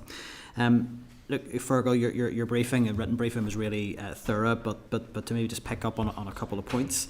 You did cover the issue of parental opt-outs for post-primary pupils and those specific opt-outs around some of the new areas of minimum content, and I don't necessarily want to rehearse things that we've gone over before. So I was thinking more in terms of the practical outworkings of the opt-out provisions. What would your assessment be of the guidance that's currently provided by DE to schools? So really, to what extent does it ensure the voice of the child or young person is heard? And is it clear what schools should do if a young person clearly states they do not wish to be withdrawn? I think the process that now exists in terms of the guidance that's been given to schools probably gives a bit of helpful ambiguity to schools, if I'm being honest. And I think there is probably a fear as well that for Year 12 pupils, in which there is the capacity to seek the views of the child directly, in terms of seeking their consent to be withdrawn, it's unclear how that works in practice, and how that's going to be monitored in an effective way that schools are actually compelled to provide the department and then subsequently the Assembly through the required report, how that is operating in practice. I think we have concerns that it requires the ability of Year 12 pupils to be able to advocate for themselves, potentially against the wishes of their parent. We think that actually that meaningful process of seeking the views of the child needs to be incorporated more broadly beyond Year 12, because the blanket approach has completely ignored the developing capacities of children at ages beyond that as well. Although, to be clear, we agree with the recommendations of the committee that an opt-out shouldn't exist. So in practice, I think we have concerns about how the mechanism is actually operating and will be reported and recorded. That's helpful, thank you. Another issue I want to just sort of connect it, but perhaps a slightly different aspect to it.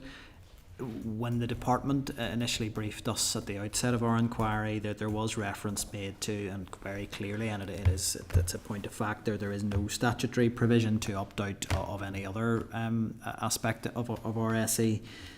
But it was acknowledged that there are undoubtedly informal arrangements that schools come to, sort of on a case by case basis with parents. Would you have a view on whether or not this is appropriate, or if there's a need for maybe better guidance for schools on what to do when parents may, when there's no statutory provision, but still seek an opt-out of any element of RSE provision?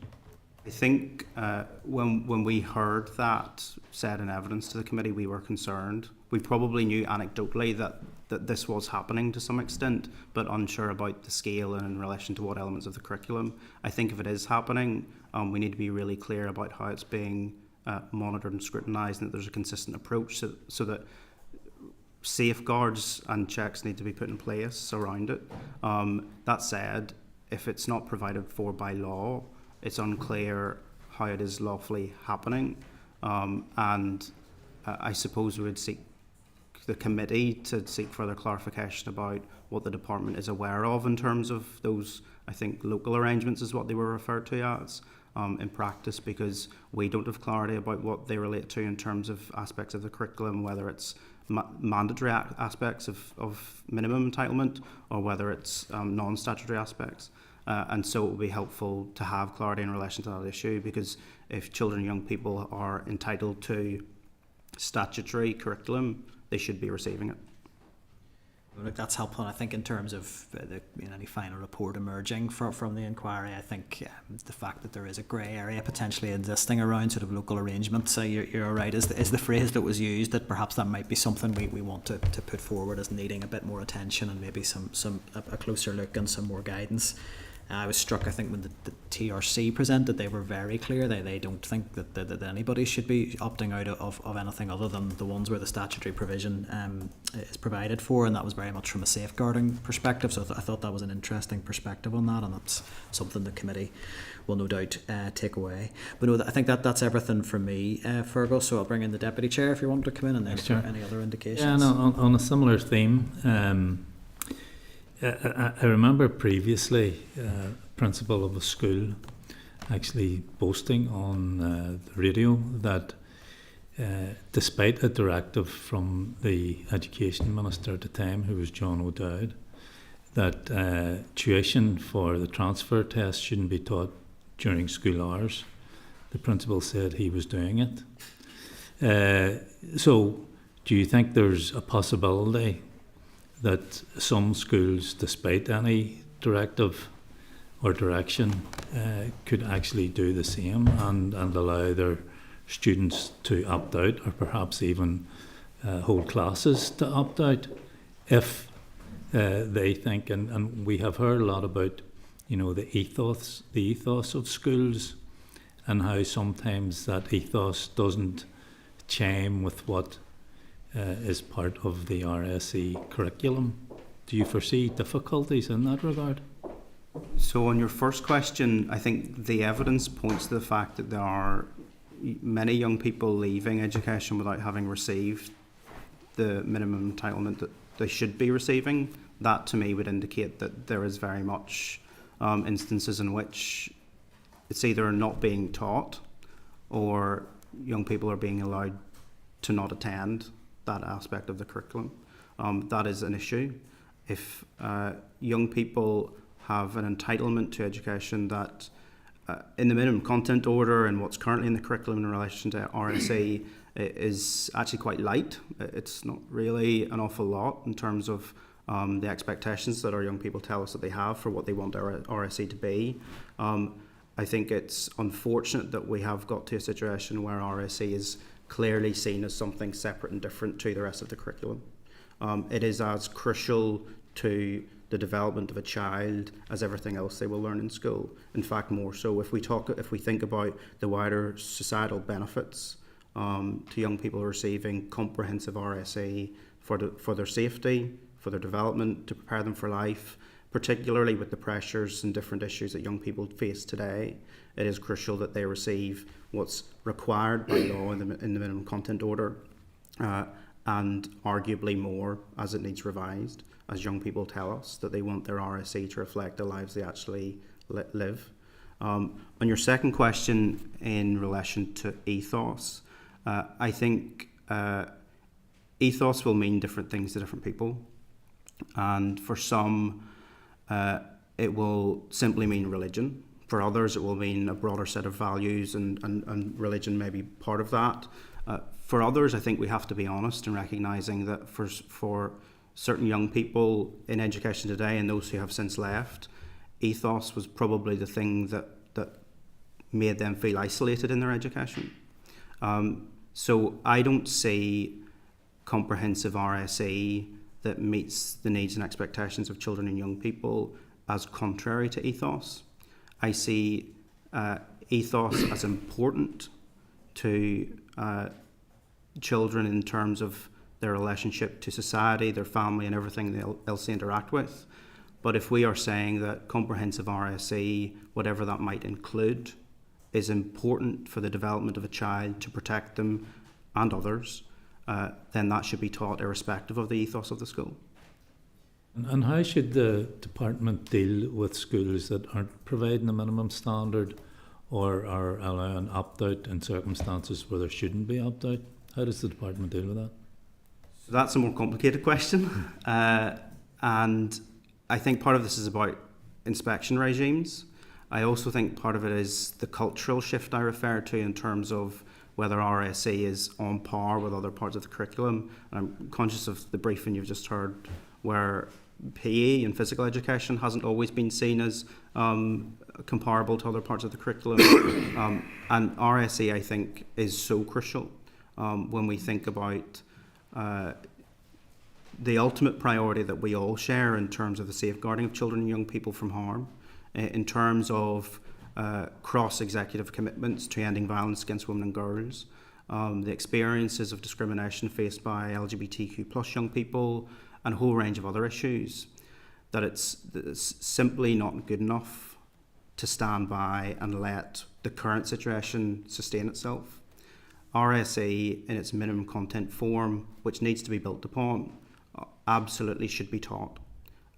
And I think our preference would be that to deal with that, we have to recognise that there is an issue of confidence and capacity of teachers, an over-reliance on other providers to deal with that, and all of those issues will have to be dealt with in order to get to a point where RSE is taught comprehensively and consistently across Northern Ireland. Thank you.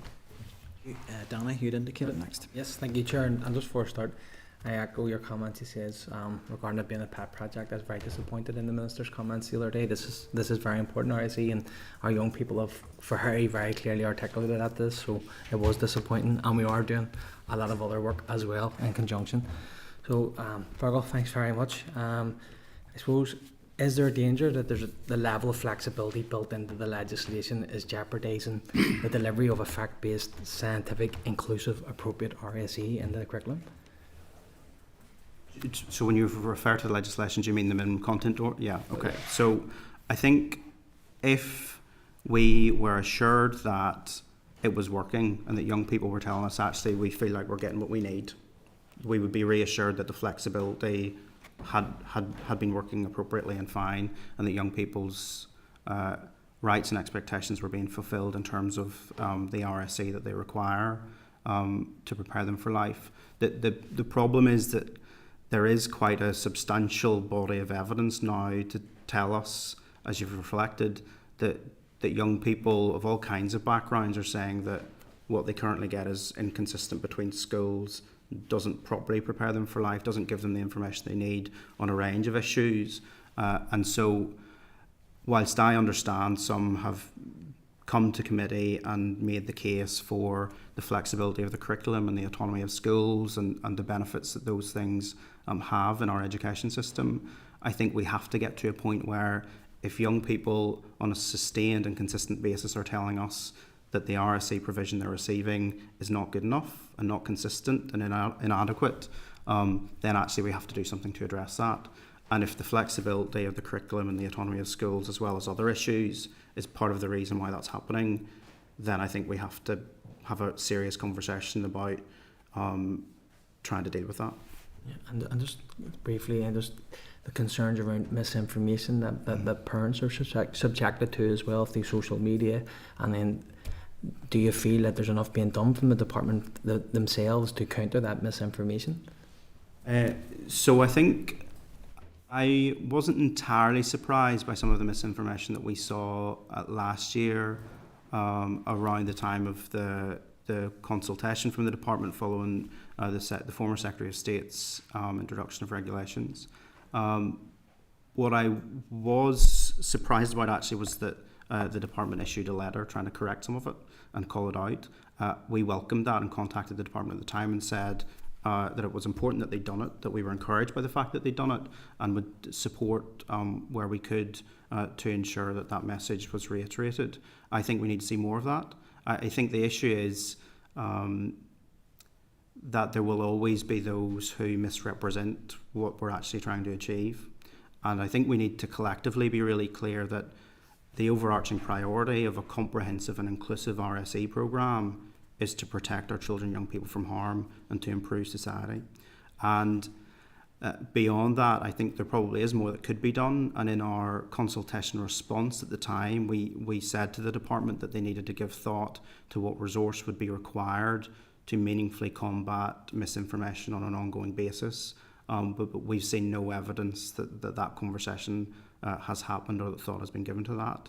I can't say it hasn't, but we've seen no evidence that it has. Thank you. Thank you, Chair. Michelle, you had indicated. Danny kind of stole one of my questions there. Sorry. No, it was just, I guess, I'll repeat it somewhat. People mischaracterising RSE, boiling it down to phrases such as just sex education. I mean, you've touched on it there, that this is much broader, and just generally I think you have just described there how important this is and how it encompasses safeguarding and keeping our kids safe and giving kids the tools that they need in terms of spotting dangerous relationships and just that kind of idea of protection. So I feel like you've covered that in your last answer. You touched on it earlier on. I think you said you didn't have a settled position on this, but in terms of minimum content, if there was a review of that, or if perhaps RSE, maybe you feel it could be brought into the general review of the curriculum, do you have any kind of sense of what you would like to see as an expanded, perhaps minimum content for RSE? Okay.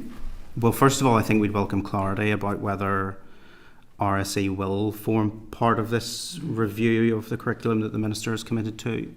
And I think it would be important that it doesn't replicate work, but that if there's an opportunity to consider that as part of it, it should.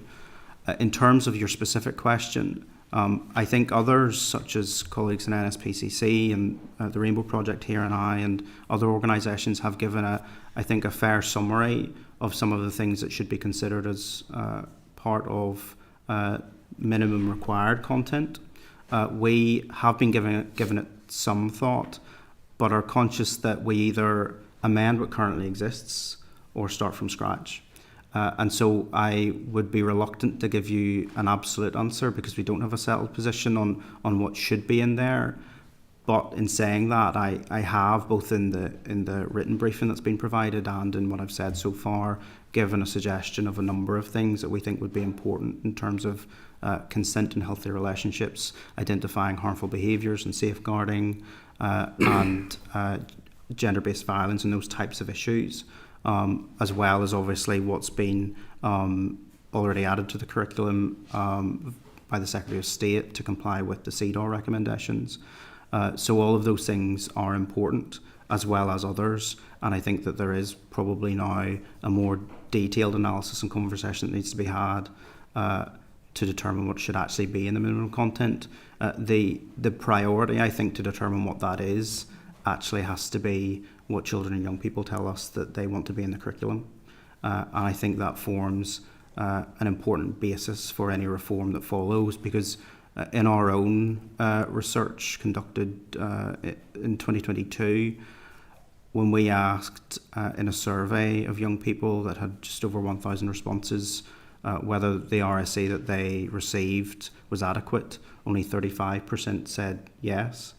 That was a really quite a low number.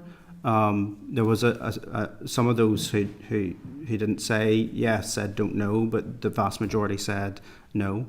And I think that in itself is an indication of young people being very clear about the types of things that they do want to receive. We didn't go into the level of detail of tell us what you think, but I know others are considering that work, and I think it would be important that that is done. Do you have any view just on the use of external providers in this space coming into schools to deliver content? So external providers, I think, have become an important part of ensuring that RSE is taught at all, because of, if I'm frank, the total inconsistency and willingness of some schools to provide it themselves. Some schools seem to now rely on external providers. I think that there are external providers who, without a doubt, will provide an exceptional service in terms of the content they are providing, and I want to put that on record. I don't cast aspersions on what external providers are necessarily providing in schools, but there are, without a doubt, some who have raised concerns about what has been taught by external providers and the safeguards that are in place in relation to whether it is right or appropriate for some of the things that have been said or taught. That, in my view, is an issue and a challenge. Really, we should be skilling up teachers and providing them with the confidence and capacity to have these conversations in school.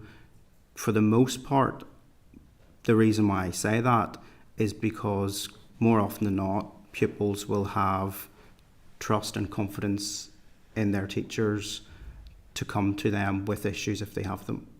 And if teachers are trained appropriately and feel confident to teach RSE in a meaningful way that pupils have confidence in, then it's likely that pupils will be able to come forward with whatever issues they may have if they can't find that support at home or in other places. And so it's important, I think, that if external providers continue to be part of this, the delivery of RSE, that they complement what happens in schools, not necessarily replace it. Thank you, and thanks for the work your organisation does. I think you do a lot of valuable work, and thank you for your evidence today, which I should have said at the start. Thank you. Peter, you had indicated. Great, thank you, Chair, and thank you, Fergal, for coming along. Fergal, page 30 on ours, maybe page 9 on yours, just reading out something you've previously referenced. CLP consistent in our view that there should not have been any provision for an opt-out, and obviously that refers to stuff that came in through exec formation around abortion. In terms of how that sits with Article 2 of the Human Rights Act, which I'll read a portion out of, the state shall respect the right of parents to ensure such education and teaching is in conformity with their own religious and philosophical convictions. So how do you reconcile those two, especially the Article 2 right for a Jewish, Sikh, Christian, Muslim parent, and they shouldn't be able to withdraw their child from school, with particular reference to the CEDAW stuff on abortion, if it doesn't conform to the religious beliefs they have?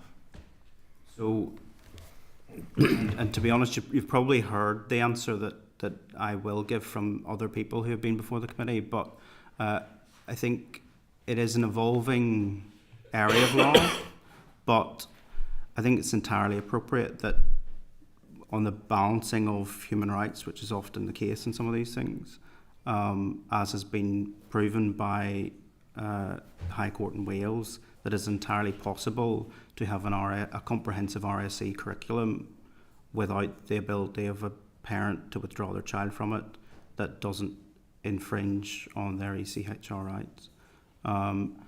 We take our lead from the Convention on the Rights of the Child, the general comments of the Committee of the Rights of the Child and their concluding observations, as well as what children and young people have said. And if we are saying that there is curriculum that is mandatory, that is so important that it's part of the legal required minimum that children should receive, I find it difficult to rationalise why it would be appropriate in any circumstances. And I'm happy to be told by anyone, if they think that what those circumstances are, that a child should be withdrawn from it. I mean, I understand the evolving jurisprudence that you've referred to there. I suppose it's just that challenge that clearly some of the UN guidance that you've referred to isn't in primary law in the UK. The Human Rights Act is, and as such, Article 2 does give significant rights to parents from different religious faiths to do exactly that if they feel the teaching would be contrary to what their beliefs are. But I'm quite happy to park that there. Don't want to get in the chair's bad books for extending this one too. But I have one more question for you, if that's okay.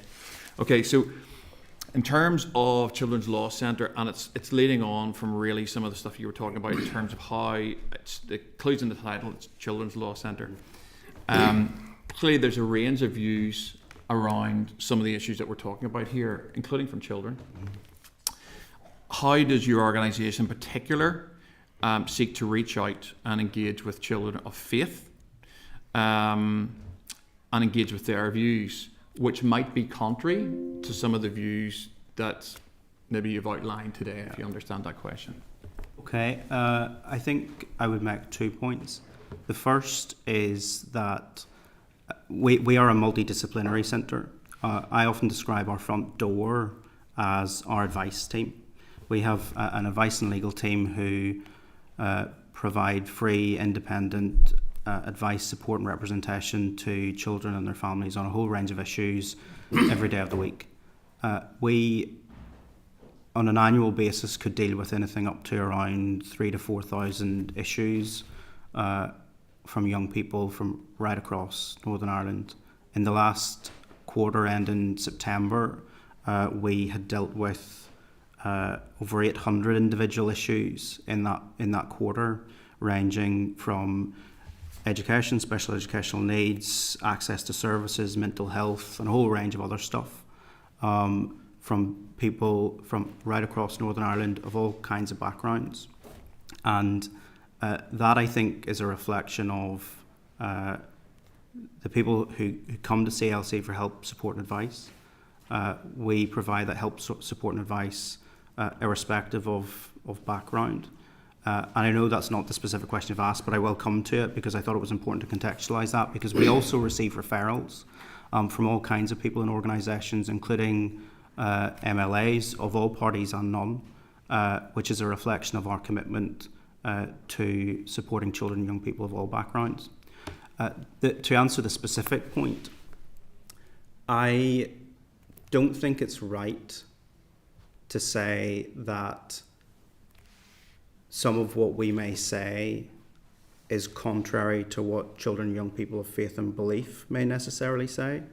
And the reason why I say that is because the figure that I quoted to Michelle in relation to only 35% of young people in our survey saying that the RSE they'd been provided with was adequate is because of the total population of young people who'd responded to that survey.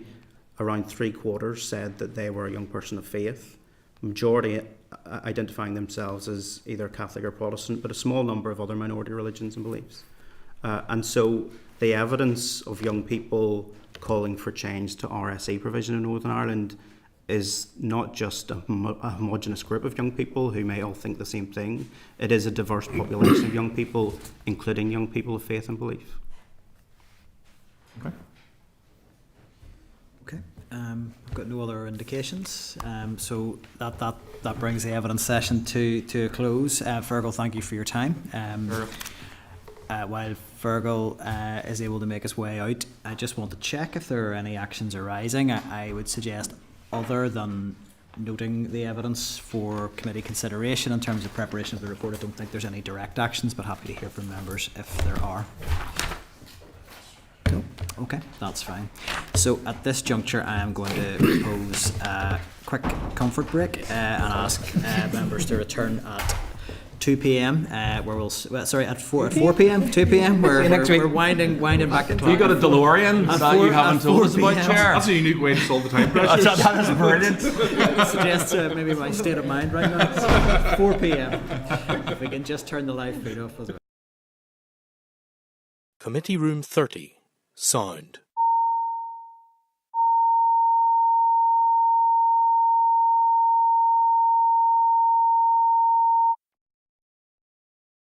Committee Room 30. Sound.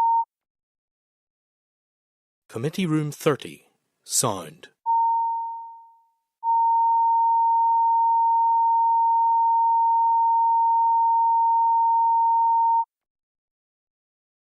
Committee Room 30, Sound.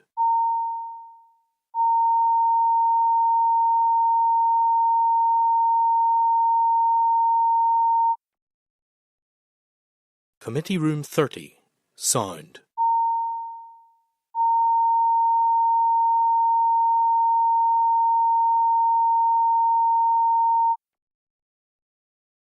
Committee Room 30, Sound.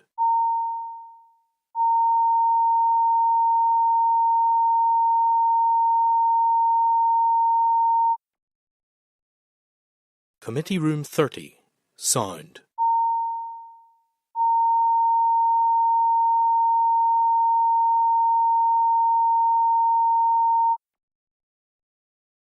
Committee Room 30, Sound.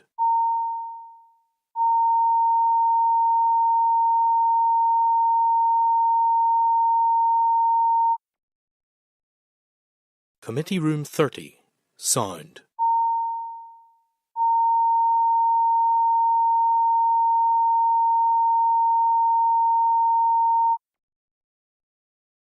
Committee Room 30, Sound.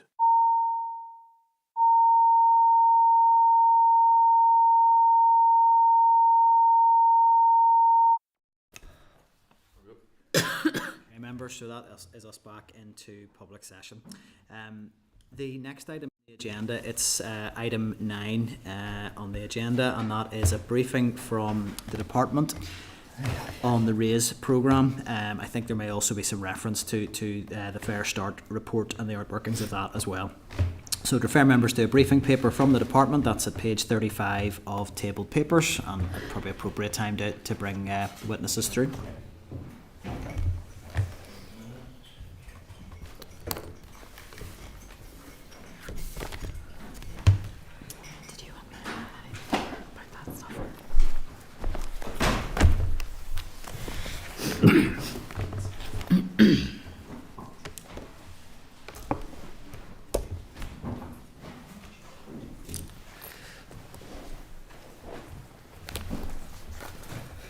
Apologies. You're both very welcome here today. So I'll just do introductions. You can obviously go into more detail in relation to your roles if you need to. So with us today from the department we have Peter Hutchinson, the Director of Raising Aspirations, Supporting and Empowering Improvement, and Dale Heaney, who is the Head of Tackling the Educational Disadvantage team at the department. So you're very welcome at committee today. So you've obviously both presented before. You'll know the drill. Initial remarks or presentation of up to 10 minutes, and then we will move into question and answer.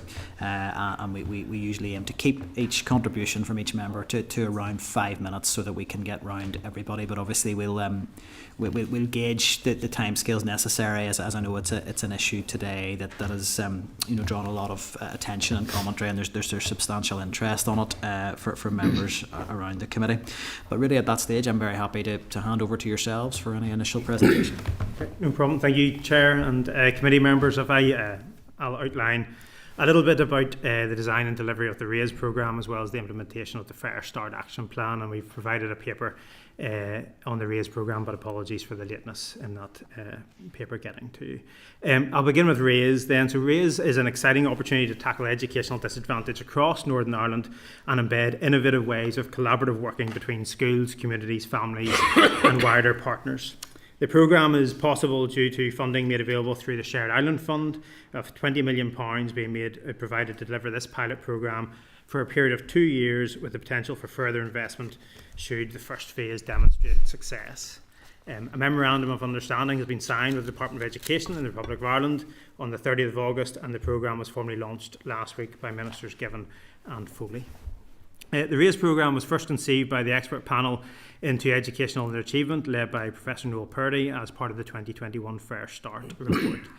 Key action 4 of the report highlighted the need to promote a whole community approach to education through place-based partnerships. This community approach is fundamentally different from the existing school-based programmes that we have in place to tackle disadvantage. The committee will already be aware of some excellent examples of such community-based approaches, including the West Belfast Partnership Board, the Greater Shankill Partnership and the Thrive programme, which has run for a number of years. RAISE aims to take a child-focused approach to tackling educational disadvantage, investing in evidence-based projects to deliver in collaboration with a range of partners, extending education beyond the school gate, making it everyone's business, acknowledging that it takes a village to raise a child. The overarching aim of the programme is to improve educational outcomes for children and young people from cradle to career, ensuring that every child is happy learning and succeeding. And it will also seek to raise aspirations in communities that have greater levels of educational underachievement. RAISE will operate in specific localities across Northern Ireland, and I appreciate with any locality-based programme there will be interest in the methodology for identifying where this will operate. The main elements of the methodology included firstly, a desire to have a regional programme to invest in disadvantage across Northern Ireland and embed collaborative working in high number of localities that can continue once funding ends. Using a broad range of indicators to identify localities that are experiencing high levels of educational underachievement, and then prioritising investment in those areas with the lowest levels of attainment, given the fact that the programme's success will largely be determined on how well it improves educational outcomes. Through that approach, we were able to identify core localities. However, we're also aware that with any locality-based programme, there is a need for flexibility. There is a need to work closely with communities to identify how the programme will deliver in reality. Children's lives are not governed by red lines on a map, and we are very keen to work with community partners to ensure that the programme delivery matches intent. Of course, whilst funding doesn't allow us to be in every community, we will try our best to ensure as many children and young people can avail of support as possible, and this includes the need to work with existing partnerships, potentially leveraging funding from other partners.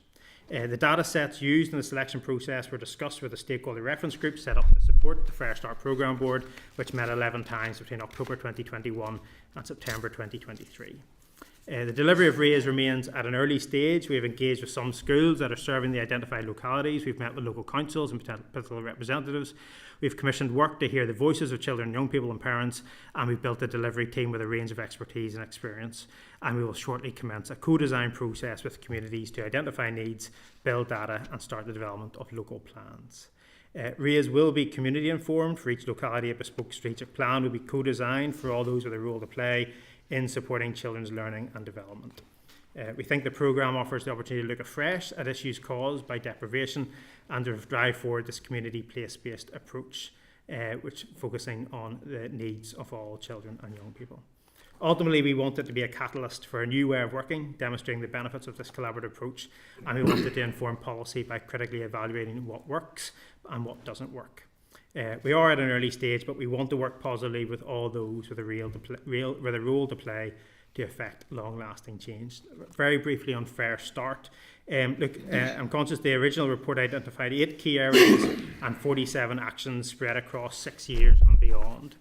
In the 24-25 financial year, £2.6 million has been allocated to take forward the actions within the Fair Start report. This is compared with an estimated £41 million, which was suggested in the report as being required. This, of course, limits the scale and pace of delivery. However, we must take account of the other funding streams that have been secured by the Minister to deliver many of the key themes identified in Fair Start, with the £20 million for RAISE one example, but there are also others. The Minister secured £25 million for early years interventions in child development, of which £6.1 million is allocated for the standardisation of the preschool day. The Minister has also protected the £4.5 million invested annually into nurture groups, and DE funding has enabled a Northern Ireland-wide youth development programme to continue enabling hundreds of young people to gain accredited youth experience to add to their skills over a 2-year programme. This additional funding has delivered on the key themes of tackling disadvantage, early years, nurture and youth, all central to Fair Start. 46 actions have been taken forward in 24-25, 43 from the original report plus 3 additional, and 31 actions remain on track for achievement. The work achieved to date includes, in terms of early years, we have Tiny Life programmes remaining on track and exceeding the Year 2 target, which will support 130 infants. The SEN Early Years Inclusion Service has continued to see increased referrals for curriculum and assessment. The system evaluation framework is complete. Refresher training on the curriculum has continued for principals from mid-September through to mid-October, and SAIL will continue to develop additional teaching resources for sharing with pupils to support and the refresh. In terms of maximising boys' potential, the hub framework has been built by the EA, and the EA Restorative Practice team have designed a staff development programme which is working in collaboration to facilitate this to 19 schools. And the Restorative Practice team continues to respond to referrals coming into the service. On teacher professional learning, the consultation document on the TPL framework, leadership lens and teacher competencies is nearing completion. For the Irish medium sector, research pieces underpinning recruitment and retention have provided recommendations which are now being analysed across the department, and this funding make a real difference to the Irish medium sector.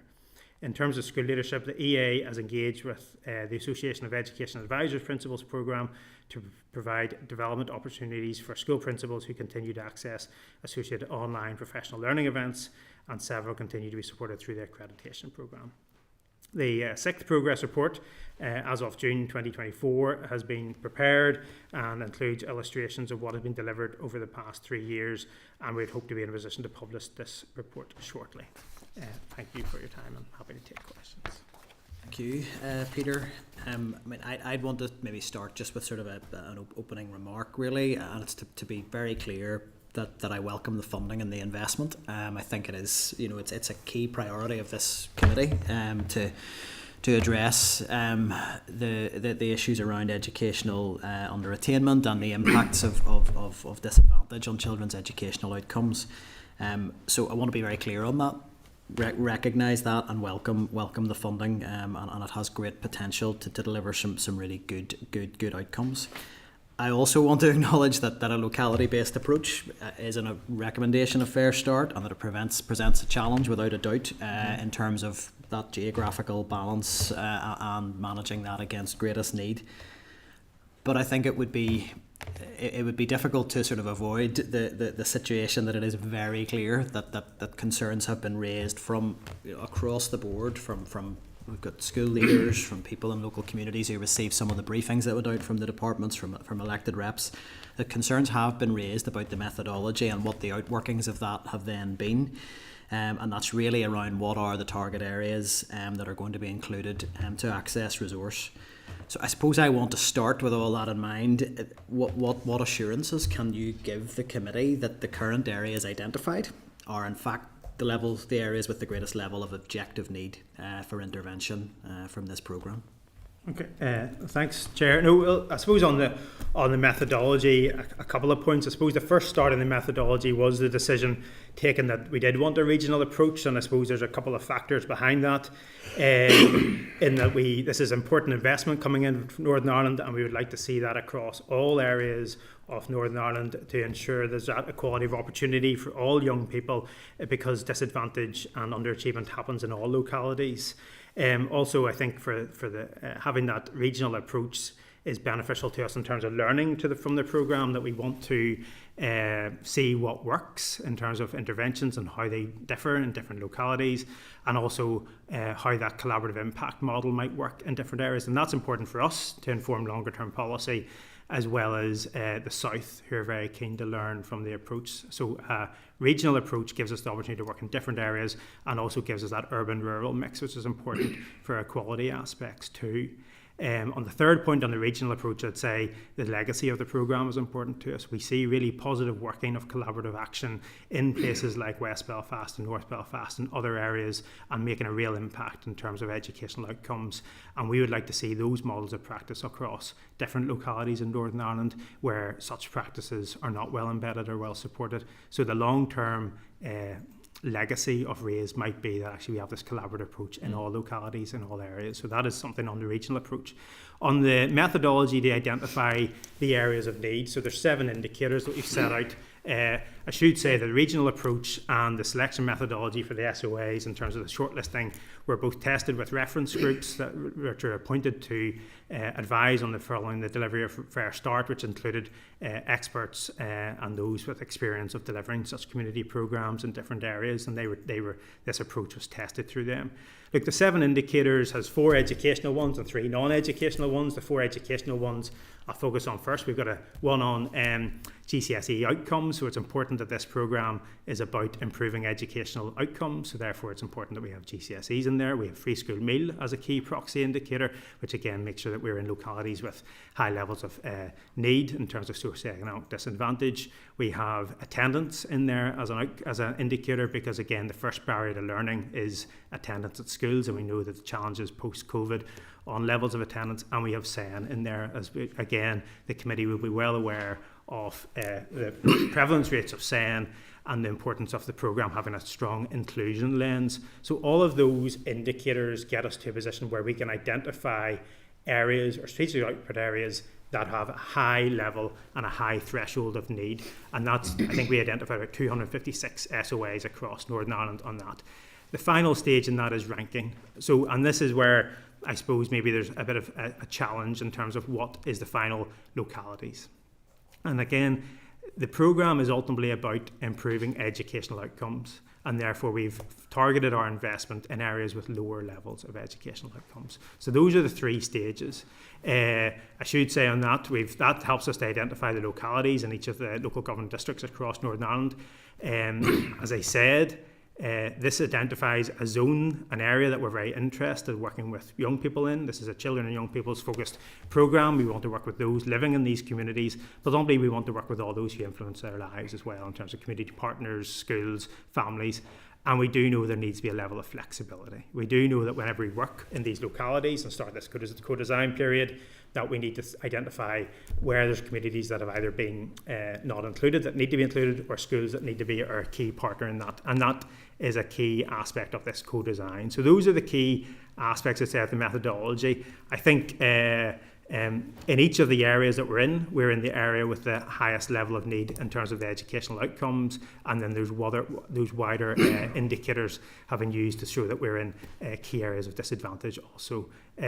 I fully appreciate that there'll always be a challenge, and that's why we've talked about the need for flexibility in working, and also working with existing structures, especially in areas that have good collaborative working approaches already in place. You've referenced there that the areas of the lowest level of educational achievement are being targeted and going to receive resource. Would you say that the most deprived, that we use the phrase wards, super output area, whatever the phrase is used, are the areas subject to the highest levels of deprivation included? There's a combination. So they're using the shortlisting data, we're in areas with all levels of need. And then whenever we come to prioritise our funding, it's important that we prioritise that in the highest levels of educational underachievement and disadvantage, because ultimately, as I said at the start, the programme's success will live and die on did it make an impact educationally on children and young people. And we see that this kind of this approach has worked in other places in terms of collaborative impact. And as I said before, if there are areas within localities with high levels of need that we can stretch the funding or support funding, we're more than happy to have those conversations. But it is important that it's a limited pot of money and we target it most where there's the educational need. We only one other question really, and it's around some of the communication of this. I mean, is there an acceptance at the departmental level that the publishing of lists of schools associated with, I mean, your paper is at pains to emphasise this is not money going into school budgets. It's not institutional funding. Yeah. Was publishing that list of schools a mistake in that it is led to I think a lot of the concerns around it from the public when they saw some of the schools that were listed? And I'm not here to have a pop at any individual school. Those schools haven't gone out asking for that money, but they were published on a list. Yeah. Well, there's always a challenge. So do you accept that? And I suppose the second part of that question is, there has been such a lot of public commentary around the concern about how this scheme is being targeted. Does the department accept there is a need to do some work now to restore confidence in the programme? Well, on the first point, I think the intent behind, I suppose, whenever we got to the point where they identified the localities, rightly we wanted to go out and talk to schools that serve those communities in an early stage to ensure that they understood the programme intent and that it would be coming down the line in the autumn time, so there was early engagement. For the sake of transparency, we were keen to show those schools that were engaged at that point, but I think there's probably a miscommunication about some interpretation that this meant that these schools were receiving funding or were specifically eligible for funding or would be key delivery partners within the programme. This, as I've tried to stress, this is a child-focused community-based approach. Schools will be a key partner in the delivery of this, but they will not be the only partner.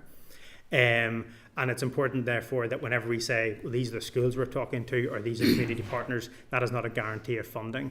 This has to be community informed, and the local plans that are developed need to take into account what are the needs of that local community, what are the practices and interventions that they want to put in place, and who are the delivery partners best placed to deliver that in that locality. And that will vary depending on the locality as well, I should say. So that was the intent. As I reiterate that list of schools is not a list of receiving funding or that will necessarily be eligible funding. Just because a school is not on that list does not mean that they will not be part of the programme. We are now entering an important period of co-design to try and build the confidence in the scheme, to try and build the understanding of the scheme, and trying to show what the benefits are at a local level. And as I said, every locality will be different. Every locality is on a different pathway in terms of the journey in terms of collaborative working. There are some localities that are much further down the line in this, and I think that means there's a different element of way we work with some localities as well, about they can move faster, quicker, and maybe stretch the funding further as well. So look, the key messages I think in this is that kind of the importance of let's see what the needs of the child are, let's work in the community to see what they want in terms of delivery, and then let's try and be as flexible as possible. I appreciate that £20 million sounds like a lot of money, but it does go quite quickly, so we need to target it as best as we possibly can. Just my second question. Is there work to be done to restore public confidence in the programme? Well, I think we're now out to a period of co-design. I hope that this and other communications like this will try and reiterate the messages about co-design, about community engagement, about flexibility, and those have always been key elements of every engagement that we've had over the last 3 months. We've had lots of very positive engagement with community partners, with local councils, with starting work with children and young people and families, and everyone sees the real benefit of this. And this really is an opportunity, thanks to the investment that's being brought forward, and we want to make sure that it works for all children and young people and stretch it as far as we possibly can. Where there are concerns, we are more than happy to talk to individual politicians, local representatives, community partners, to try and work through them and try and show how this will work for people. This is an opportunity. We don't want this to be lost in any way. So look, I think I understand with any locality approach there'll always be challenges about who is in and who is out, and criticism and challenge around the methodology. I've tried to set out the rationale for that as best we can, and I've tried to set out also the importance of working with people as well in a joint nature, and that's the whole purpose behind RAISE. So look, I'm more than happy to have and we will continue to engage and try and sell the benefits of this. Thank you, Peter. So I'll open up to members. Deputy Chair first, and then if other indications. Thanks for that. So whose idea was it to depart from the normal free school meals indicator for this programme? Well, and I suppose the genesis of the shortlisting criteria, I suppose, is the first phase came. Whose idea was it? Well, did the minister come to officials, or did officials go to the minister and say, we have a plan, we have an idea, or did the minister give a direction, well, say, I want this programme based on these indicators? Well, there's 3 stages, I suppose. I did the regional approach, so that doesn't include anything about free school meals. The second stage is the shortlisting, which does include free school meals. Now, the logic behind having a broader range of indicators started back in, I think, probably in 2021, following the work of Fair Start, with officials working with a stakeholder reference group to talk about how you would shortlist and identify areas of need. So that was that starting off work. Free school meals is in there as a key proxy of this, because we know we want to be in areas of disadvantage and deprivation. But ultimately, as I explained, the 3 other indicators on educational purposes are there because we want to improve educational outcomes, we want to include others, and we want to improve. And then, sorry, I'll finish very quickly, honestly, I will. The final point about the prioritisation, I suppose the point in that is we prioritise our investment on attainment, and I suppose that's the challenge, and that's because the programme objective is to improve outcomes. So I'll ask you again, whose idea was it? Well, I said, it starts with officials working with stakeholders. Okay, who were the officials? Well, I can fill in a bit of detail because it precedes Peter's involvement in the programme. Really, we've been working on what would have been the RED programme. Let me get this straight, Dale, because I don't want to waste all my time on this. It's a straightforward question. Yeah. Did this idea come from the minister, or did it come from officials? It came from the expert panel, which is the auspices. So, an all party and the expert panel are responsible. I know they raised the issue in the Fair Start report, but were they consulted prior to this programme being designed? I've actually been consulted perhaps over the last 2 years in terms of progress and how, Were they we've been working were they on the being programme. consulted specifically on this programme? Expert panel. Since that funding was made available by the Shared Island Fund? It's been updated regularly over the last 2 years. Updated or consulted? We've because it sounds to me as if you're saying this is the responsibility of Noel Purdy and the Fair Start expert I haven't panel. finished my answer, so... Right, well, listen. what I'm not I'm going to giving- get an answer, so I'm going to move on. I'm happy to give you a full description. Maybe just to let Dale finish the answer. I think the answer is it started with Fair Start. Officials take that on, work with the Fair Start panel and other pieces of evidence to develop options. We tested them with stakeholder reference group. We brought them forward to minister as with any normal kind of policy development process. Okay. So one school principal described raise as punishing poverty and rewarding wealth. Another principal said the issue with raise isn't merely the inclusion of a prep school or 2/3 of grammars, but rather why the education minister concocted eligibility criteria that would lead to this outcome whilst excluding many of the poorest school communities. Would you like to comment on those, Damon, comments? As I said, we appreciate that there will be schools outside of this. I've said that we would like to work flexibly to see if in existing structures if we can stretch further. I've outlined the 7 indicators are used to identify areas of need, and that's what we've done. All the SOAs that were within the programme are all areas of need, and then we've ranked based on GCSE. Look, I appreciate, certainly in West Belfast, there are areas that are not in, and I think a lot of this is because of the ranking of GCSEs, let's just say, but that's because West Belfast has experienced significant increases in GCSE attainment over the last decade of almost 12 percentage points, way in advance of the outstripping the Northern Ireland average, and a lot of that is that testament. Didn't happen by accident. I was about to say that is absolutely correct. That is testament to the collaborative working which has been going on in West Belfast, which we would like to see replicated in other localities, and is also testament to the investment of the Department of Education to the order of about £4 to £5 million over and above free school meal payments and over and above extended schools. I think we would really like to work fair enough, positively but the point with is this. West The point Belfast is this, Peter. Yeah. If we're talking about early intervention, we're talking about starting from preschool and working up, and we're going up to GCSEs. Yeah. I mean, I don't understand why that's even in there, and I don't understand why West Belfast should be punished because they have raised the standard. But let me move on to this, right? Okay. So this new model was designed. The theory was there on paper, and officials, I'm sure, gamed it out or ran it out or whatever. And surely you saw when you did that you have the likes of Bunskull and Cleve and Give in the middle of the White Rock and Ballymurphy, which has over 60% free school meal kids there who don't meet the eligibility. Yet you have Wallace High Prep School in Lisburn that charges £5,000 a year to parents who want to send their children to that school. And they do meet the eligibility criteria. Explain that to us. I'll go back. There's no eligibility criteria. All that Wallace Prep is doing is that they are serving that community with a small number of pupils within that locality attending Wallace, and therefore they were included in the initial engagement process. So there's no eligibility. They're not allocated funding. There's no guarantee of funding. Who is eligible? Well, the process now starts in terms of co-design, developing interventions, developing a plan, and trying to understand then whenever a locality comes forward with a set of interventions, the department will then fund based on who's it reaching, what the impact is, and how's it lining with the overall objective. So you could see, for instance, a scenario, again, not to preempt the co-design period, communities coming together, community and voluntary sector, schools, youth organisations, and saying, we'd really like to deliver this intervention, and we think it should be in these schools or this community because they're the highest levels of need, and then that coming Why was forward. there a list of schools put up on the department's website? Because those are the schools that are serving the area to have that discussion. Including Friends in Lisburn, Wallace yes, High Prep School.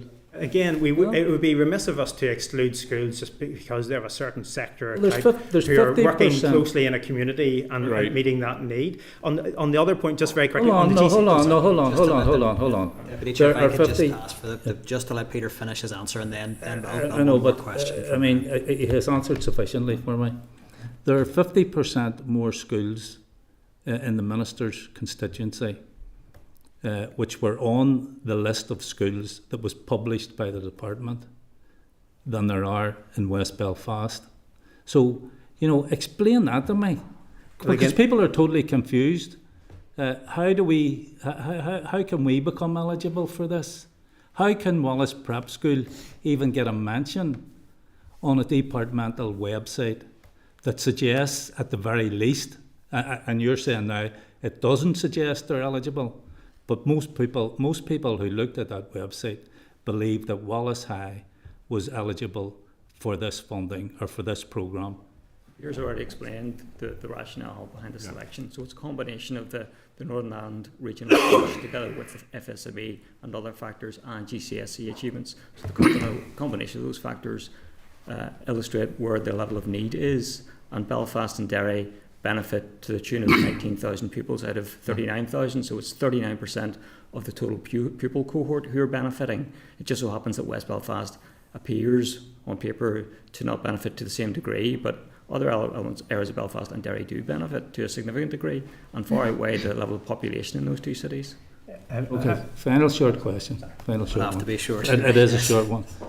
Are we all in agreement that the best indicator of educational outcomes is socioeconomic background? Well, I'll maybe let Dale comment on that because the Fair Start obviously commented on it, in more detail. So I'll come back very quickly on the. I'm surprised at your hesitation, Peter. And No. Just Dale is more. He is more averse to it. He's the head of the Technical Educational Disadvantaged team. So that's you're a senior official in the department, and you can't answer that question. Okay, I'll let Dale answer. Suggesting there's someone who has more special. David, will you? We come as a pair. Shut up. Hey, hold on, guys. That's out of order. Can I come in here? I'm just going to ask. Settle yourself down. Settle you down. So I would ask for other members not to intervene, but I would also ask just for everybody to consider moderating. Can I make a point, Yes. Chair? Yes. Both these gentlemen are experienced officials. They don't need guard dogs on the committee. They're quite capable of speaking for themselves. I'm just going to advise that Dale has led work on research into the free school meal criteria, so that's why I was going to hand over to him, Pat, if that's okay. Sorry, Chair. I think just to restore a bit of order to the meeting, I would ask that we don't cut across other people asking questions, but I would ask that everybody moderates their language in all interactions with all members of the committee, so that we can keep good order in committee. Understand feelings run very highly on this issue. It's important that officials are given the time to answer, but it is also important that members are given the time they need to make their inquiry. So I'll ask if the final questions come through from the Deputy Chair, or we. I'll let Dale. I just say, we really do want to work very positively with all the schools in West Belfast and the West Belfast Partnership to see how this West Belfast, it's about right across the north. Absolutely, but I'm just making the point. The school you've mentioned most is the school that you mentioned in West Belfast and the localities that have been excluded, and I've tried to explain why they're not in the original localities at this stage because of GCSE outcomes. And the point about GCSEs is that is the only measure of educational attainment that we have in the system because of other factors. But I'll let Dale mention the free schooling point. In terms of that particular question, the work began in 2021, and from the outset, the stakeholder group, which consisted of partners from schools, West Belfast Partnership Board, Greater Shankill, Sure Start, locations, etc., all accepted that looking primarily at only one measure alone was potentially too narrow a perspective, and that we should be looking much broader than that. And that was a consensus that was reached from the first meeting right through to the 11th meeting from 2021 to 2023. So it's not just about FSME, it's about those other factors, some of which Peter has mentioned. And for us, GCSE achievement is the only educational level of achievement that we can report at the moment. We would like more, obviously at primary level, but at the moment that together with FSME, which gives us our deprivation factor, we felt, having engaged with the stakeholder reference group over 2 years, that combination of factors was important in the design of this programme, and that's what the programme design therefore reflects. Thanks, John. Kathy, you had indicated next. Thanks, Chair. Peter, there was loads and loads of details that you listed there that I couldn't possibly take all in at the time. I think it was around the first start. Was that information that was in the table papers, or is that in what regard? Sorry, Kathy. around the first start? There was stuff about early years and things like that. No, sorry. The paper that we tabled was solely on RAISE. Sorry, we didn't reference. Okay. There's a recent Fair Start summary report, which is probably available on the website, which will give all of that, and we're trying to work on the June one as well. So. Okay, so could we get maybe that circulated, that yes, information, because you're saying I just couldn't take it all in there at that time. There's a couple of things I want to discuss, and we've heard lots and lots about the regional balance of this and the geographical spread. That's something I understand, but what I will say is when you look at the map, there are huge gaps. There are huge areas that are left. There's quite a small, tight knit of where these are concentrated within. Just some that I want to raise, and of course I'm going to mention my own area in South Down. There's nothing there. Mid Down, nothing there. Mid Ulster, like Strabane, Omagh, nothing there. And even on looking into it, so, and I'm not going to mention the school because if it's not schools that we're talking about, but the area, so Ballymote in Downpatrick, where there is schools based within that. There's also community groups based within that, and it's understandable that they're coming to us now going, what is going on here? How on earth are we not, how are we not able to get any of this funding? There's our other areas that these guys are looking at, and these groups that have contacted me are looking at when they see the likes of Lisburn and Lagan Valley, that whenever we look at the multiple deprivation index, are ranked much lower, or higher, than the likes of Ballymote. Ballymote, I think, sits in the multiple indicator. I think it's number 20 on it. So you can understand why these guys are going, right, well, there's geographical spread being used here, but this doesn't seem to make sense either. And, you can understand why they're asking these questions and why we're asking these questions as well around that. Is there something that I'm missing there on how these have escaped? Because in all of the indicators, if you are looking at these other indicators, these seem like areas that should be included anyway, if that's what the route the department are going down. The other, you made a statement there, cradle to career. So I've met recently with the earlier sector, and in particular the community and voluntary sector within that. And I understand you've done engagement with these schools, but there's groups in these earlier sectors and haven't even heard of this project. And like we hear time and again about early intervention, so surely if we are serious and the department's serious about that concept, this would be ideal. This would be an ideal avenue to go down. Has there been any consideration putting an emphasis on that, or has there been any of this communication done with that earlier sector within any of these areas? Okay, a couple of things there. I'll start with the last in terms of the early. Yeah, so we engaged with schools before the end of the academic year because they were breaking up. We've made a commitment to go out to early years organisations and a wider community and voluntary sector organisations, and that work is starting. You'll appreciate it. Whenever the work started, it was a small team that were delivering this. We've now recruited 8 community engagement officers and a community engagement lead who are leading a lot of the community engagement now, and they've identified early year settings certainly as a key stakeholder as well as those other ones. So that work will be commencing to try and get that message, and we are at an early stage. On the point around the regional spread, I suppose when you look at the map, a lot of that will follow population to a certain extent, and I suppose it goes back into the wider kind of debate about, do we want a regional approach which touches everywhere in Northern Ireland, or do we just want to focus in on areas like Belfast and Derry, Londonderry, which would normally be the key areas that get the funding whenever we talk to these aspects. So I understand there'll be communities out there in different pockets that will say, well, why not us? But the only reason we're beyond Belfast and Derry, Londonderry is because we've taken the regional approach at this stage as well, and that is because of the legacy issue in this. We can only stretch it so far, and in terms of why them and not us, it will largely come down to, I have no doubt the wards and the areas that you've talked about will be recorded in the kind of the shortlisted SOAs because they'll probably meet that threshold, but when it comes to prioritise the investment, they might not have the same level of GCSE or educational disadvantage than other localities. That will be based on the objective need, based on education. On the point on Lisburn, I think you made, again, the SOA there that has been identified as a core issue will have met the same threshold as all other areas. I can't remember off the top of my head what SOA that is, but certainly it will have, I think, when I was looking at it earlier on, it had 5 of the 7 indicators in terms of those 7 indicators in the top 3 deciles of need. So there is a threshold of need that all SOAs need to have to be eligible within the programme. And I appreciate there's a variation, but it's trying to go regional and target it as best we can and be flexible. If we can work with communities, we'll work with communities. You can understand like how they're asking these questions. If there's these indicators, and Kathy, just if there's these indicators, like we've no idea how, what weight, what, where, or how these are being decided upon. So you can understand how these communities are looking at this. In answer to Pat, you mentioned around flexibility, and flexibility was mentioned, I don't know, many times, but there's going to be no flexibility for anybody in Strabane.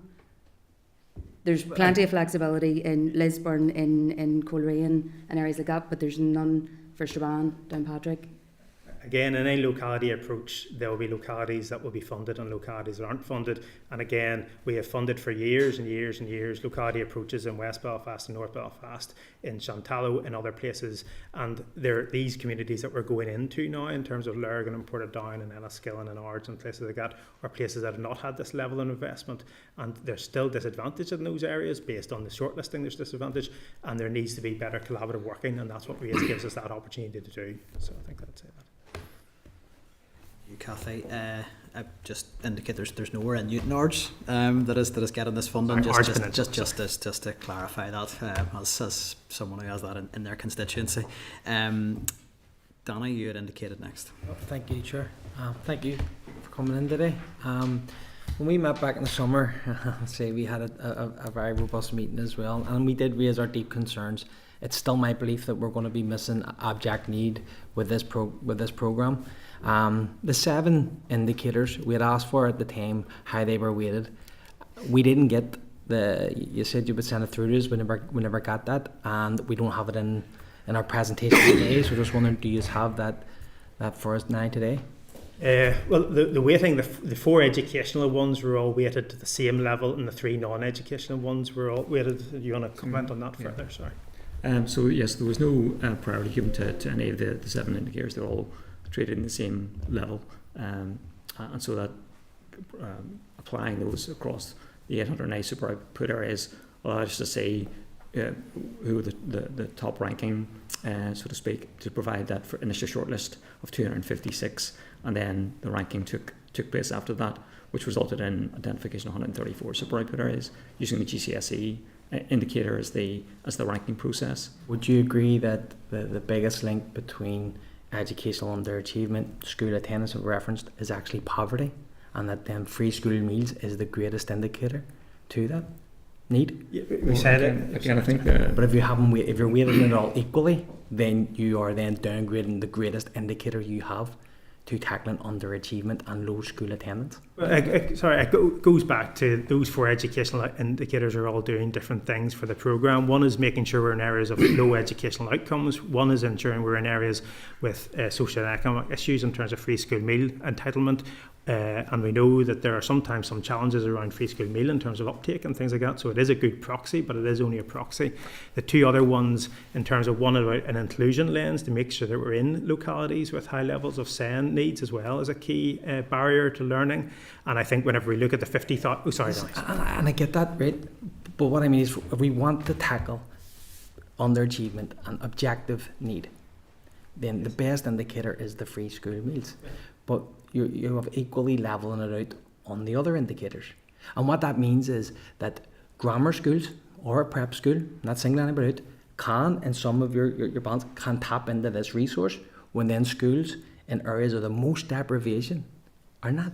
We are all areas that we're in have a level and a threshold of need across those 7 indicators. Grammar school. How would if a grammar school can tap into it, right?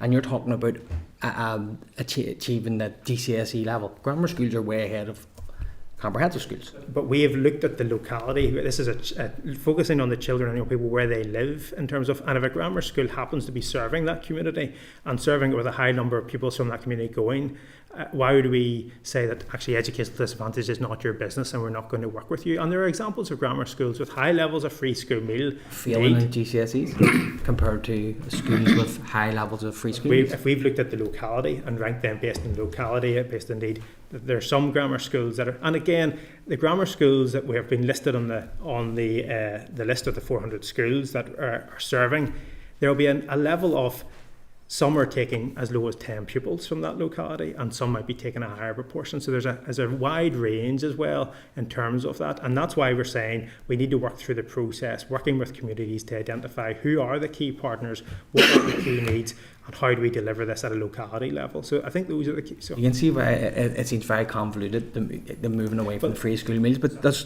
you see the deal with it. Like, and I get where you're coming from, the geographical spread, but if the evidence and the data tells us where the specific need is or where the specific interventions required, then where is the resource should be focused. So our officials are more concerned with the optics of the programme than actually targeting the issue of educational underachievement, because that's what's coming across to me today. No, I would reject that. Currently we invest about £75 million into the free school meal entitlement framework for schools, so that's £75 million. We invest a further £8 million in extended schools. This programme is different from that in terms of this programme is different in terms that it is not a school-based programme, it's a locality. And as we've been at pains to state, it has tried to take a wider lens about localities that have high level of educational underachievement and need and those wider factors. And again, we went through a process with stakeholders with significant experience in this to test this out. And there's been different reports in terms of Fair Start and Independent Review and others that have talked about a wider lens of inclusion, about young people who maybe for one reason or another face additional barriers to learning. And I'm pleased that whenever we look at the young people who we are targeted at in terms of the raised areas, there's higher levels of free school meal, higher levels of per attendance, higher levels of SEN, higher levels of Irish travellers, higher levels of newcomers, higher levels of children who are experienced, key cohorts who we want to try and improve outcomes for. But then a prep school and grammar schools can tap into this. A prep school is serving the locality. They're not necessarily going to be part of the programme in the longer term. You can see where the criticism then comes from rewarding wealth. And that's why we're happy to have these conversations and have further as well. Because it is coming across, like and maybe it's not your assessment, but it does feel like places like, I understand because it is my constituency of West Belfast, is almost like it shot itself in the foot for being so good at the work that it's done. That's what's coming across. It reflects that West Belfast has made, as I said, significant improvements in that 12 percentage points over the last 10 years because of the way it's working, because of this approach and because of the investment. And because they've got those structures in place, that may allow greater flexibility about how we work with that locality as well, because they've got that reach as well. And that's why we're keen to have these conversations. Like, I fully appreciate there'll always be schools who think we should be involved and they shouldn't. We've tried a pupil-based approach rather than a school-based approach. Well, if it was a pupil-based approach, then objective need should be the number one priority, and then that of the regional balance. So be it if the need falls in Belfast, whether it's East Belfast or West or in parts of Derry, then so be it, because there was actually in a correspondence from the Minister himself when he met with the LCC that he actually responded to this committee saying it was because of the underachievement. He referenced underachievement, free school meals and disadvantaged children.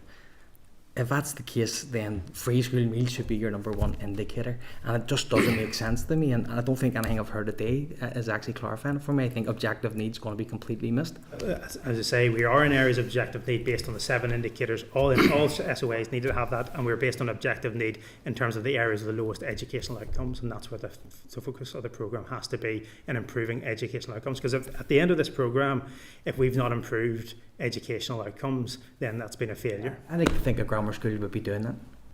Like a grammar school would be. I'm not going to go back into the schools that are involved, because again, we're not in a highly depraved area. I really would. You had indicated next. I just wanted to make one point, and it's just around the use of free school meals or the other indicators, because that's been sort of a theme so far.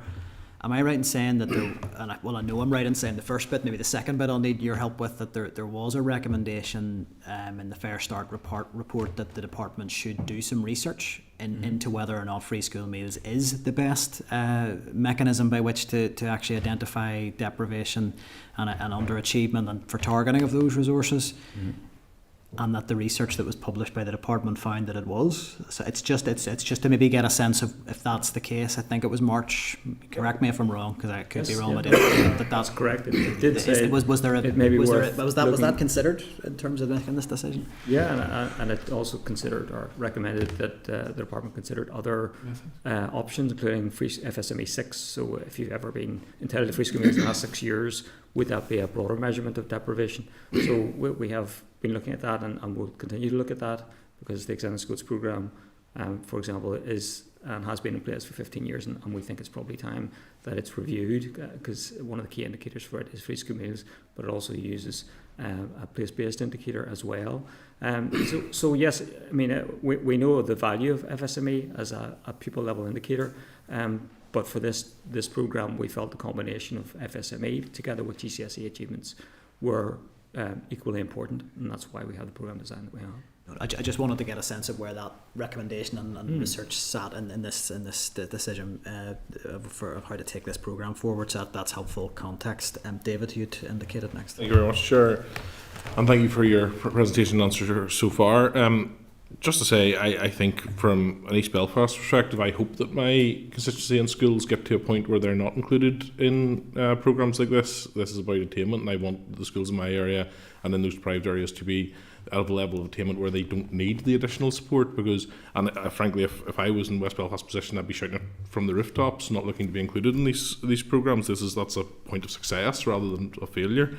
I think we've had some play on, and understandable, could I say, I agree that publishing the list, and there may well be logic for it, I think has caused some confusion out there. I have had schools from my area and schools from other areas reach out to me and from pretty deprived areas and wanting to know why they weren't eligible for the programme. So I understand the confusion, and can I say, first of all, to establish, I'm going to go over some ground that you've already been over, but I think it's important to bring clarity.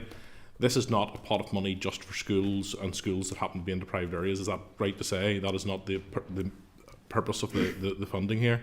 Well, the purpose of the funding is to look at young people, children and young people who live in areas of educational disadvantage and in localities that require additional support, and to deliver bespoke interventions for them that improves their educational outcomes with a range of partners. We're very conscious that children and young people only spend 14% of their time in schools, so it's trying to get schools, families, communities rather than schools specifically. A range of partners working together for the good of the child. And so this list of schools, including the prep school, the grammar schools, whatever, there's nothing to say that they will be the lead partner in any of these programmes. It's just to say that they happen to be eligible and may bring forward something on that basis. Is that right?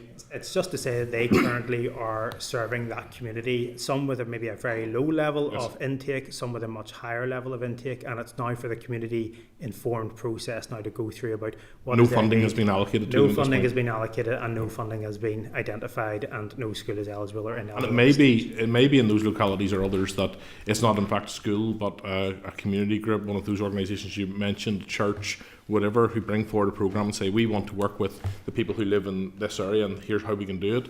The department will look at that programme and think this is the most effective programme and could fund that programme in that area. Is that right? Yeah, certainly. In each locality it might be different. In some localities it might be a school or a group of schools that are the key partner. In some it might be a youth organisation, a community voluntary sector, another structure that might be placed that you say, well, this is the best organisation, and it might be a mixed approach as well. So it may even open the possibility for, whilst there's some of those schools that have a much higher level of, whether it's free school meals or other measurements of deprivation that they're serving, they may have more pupils involved, but you may have pupils within grammar schools that they're equal, that may end up accessing that in some way as well, but it may not be run by any of those schools. That's feasible. Yeah, I mean, we want to remain open to suggestions and proposals from each of the localities in terms of what is the most effective interventions that we can bring here and what is the most needed intervention. So that could come from any source, but we do want to look at those ideas critically and ensure that we're investing in the right, most effective interventions possible. But as you say, it could come from a range of different sources. Look, thank you very much. I think I want to acknowledge again that there has been some confusion, and I think that schools are right to have felt that why is this school getting them, we're not asked to ask those questions. I completely understand where that's coming from, and I look forward to returning to them with some answers. But I do think it's important that overall we bring clarity to this, and I think that has brought some clarity to it, and that we no longer need to focus on the idea that grammar schools are suddenly going to be getting this money, prep schools are going to be getting this money and not others, because we haven't even reached that stage yet. Thank you very much. Thanks, Chair. David. Michelle, you'd indicated next. Thank you. Thank you for coming. We give the department a hard time for not coming to committee, so thank you very much for coming today and for your answers, and I'm happy to hear them.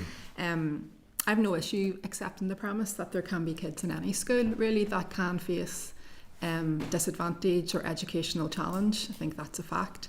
I think the communication of this so far has been what's opened the window for people to reasonably question the methodology and the queries that have come today. Has there been any kind of independent verification, or anybody looked at the methodology to validate that it is a sound approach to doing this? I think you had maybe mentioned earlier on about this has been our approach that's been successful in other schemes or other areas. Is there anything specific that you're talking about there in terms of other schemes that have used the kind of approach that you're using in this one? The locality approach, I suppose, is what I've referenced. I talk about, there's strong working in the West Belfast Partnership Board the Education Department has funded.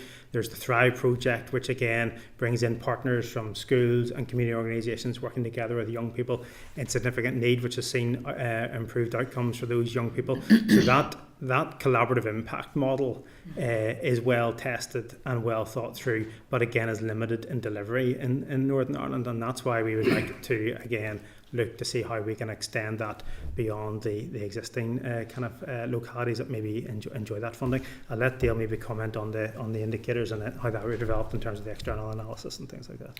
I was just going to mention the work with Queen's University on the logic model behind the programme. So we were very keen and continue to be very keen in linking the inputs and activities to the outcomes that we want to achieve, and Queen's University has been helping us design what that looks like, and so that has included discussions about how did the programme come about, what's the intent of the eligibility criteria and so on. So we did touch on that with them. We also want to put in place an advisory panel or advisory forum just to test some of the ideas that we might expect to see in the locality based plans that we'll see from each of the 15 localities, and we'll want to road test that with university experts, people who have done community engagement before, and ensure that we're getting quality ideas and concepts, perhaps hopefully innovative ideas that we can test for the first time. And if they're not working, we want to stop those things that aren't working and try new ways of working. And we want to draw from the effective practice that we're aware of is in West Belfast, but also we hear of lots of good ideas through the Education Inquiry Foundation in England, which gives illustrations of the sort of case studies and effective practice that I guess we'd want to see happening here. So we do think that the statistics speak for themselves in terms of the significant levels of children in state free school meals amongst the 15 localities and the 49,000 pupils that we estimate will benefit, together with the percentage of newcomers, etc., that Peter's already referenced. So we do think we're in the right space in terms of children that we want to support, but again we want to also ensure that we're not leaving any gaps, so the idea of flexibility will continue to run throughout the programme. In terms then, to return to the early years conversation, so this is a 2-year programme and you've referenced measures and indicators such as GCSE attainment being how you'll look at success or how you're evaluating per attainment right now. Does that mean that the focus of investment will be focused around kids in that kind of age bracket? I mean, we hear a lot about early intervention, and the earlier intervene, actually the better the outcomes will be. Will that not then perhaps receive the support that it might because of the timescales and the kind of indicators that we're using? No, I think we have control over, you set out the objective of the programme is also to improve educational outcomes, also to raise aspiration in communities, and also that test that collaborative impact. But we can set a range of indicators, and they might vary depending on the project. So there might be projects that come forward to say, well, we're actually going to really improve attendance in this school, or we're going to improve social emotional well-being, or we're going to improve parental engagement in this community, or we're going to improve digital literacy skills or numeracy and literacy skills in the early years or primary schools. So we're working with a partner organisation to try and develop a platform to how that could be recorded, how we get that data in terms of from communities and from schools. So that will be a complex piece of work, certainly in that early years, about what indicators of success are determined.